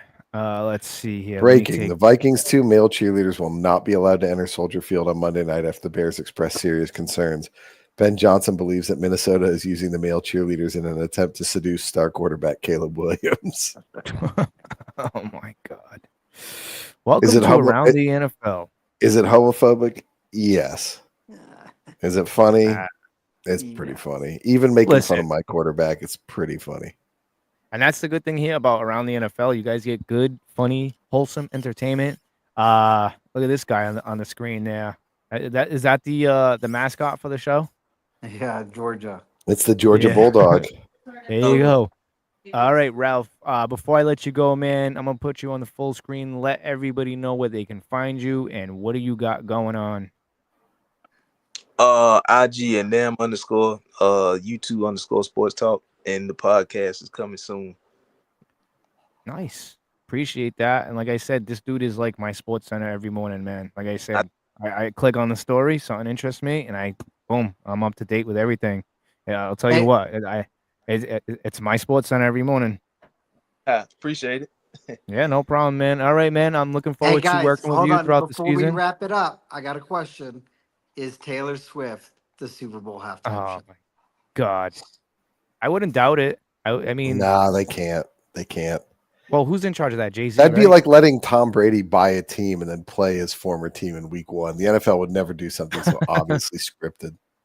But it's Kelsey's last year, right? She's probably not going to be at an NFL game again. Probably. I mean, the NFL is. You don't know who her next husband's going to be. That girl's a breakup machine. Yeah, that's true. She writes songs about it all the time. But you know what? I have an idea, guys. Let's hold that thought for next week's episode, and we'll continue to debate that throughout the season. Guys, we appreciate you guys joining us. We know you have a lot of options out there for podcasts. Jumping in, listening to us rant for 2 hours about nonsense. Hey, it's week 1 of the NFL. Again, go subscribe to Ralph and Damn YouTube Sports Talk. Make sure you subscribe to the Frozen Pirate Podcast. Remember, share it, like it, subscribe to it. Free jersey giveaway, winner announcement this Sunday, pregame for the Tampa Bay Buccaneers against the Falcons. I will put something up. I will be at the world's miserablest place, Disney World, unfortunately. But I'm there for the kid. Cody wants to go. They'll put you in jail for saying that, buddy. Yeah. I got to choose my words wisely here. Kind of like from the last episode. Of trainees on Earth. Have fun. Yeah. Okay. All right, guys. That is the end of Around the NFL. We appreciate you guys joining us. Look forward to stuff like that throughout the rest of the year because it's truly a blessing to do this with these guys. Peace. Bye.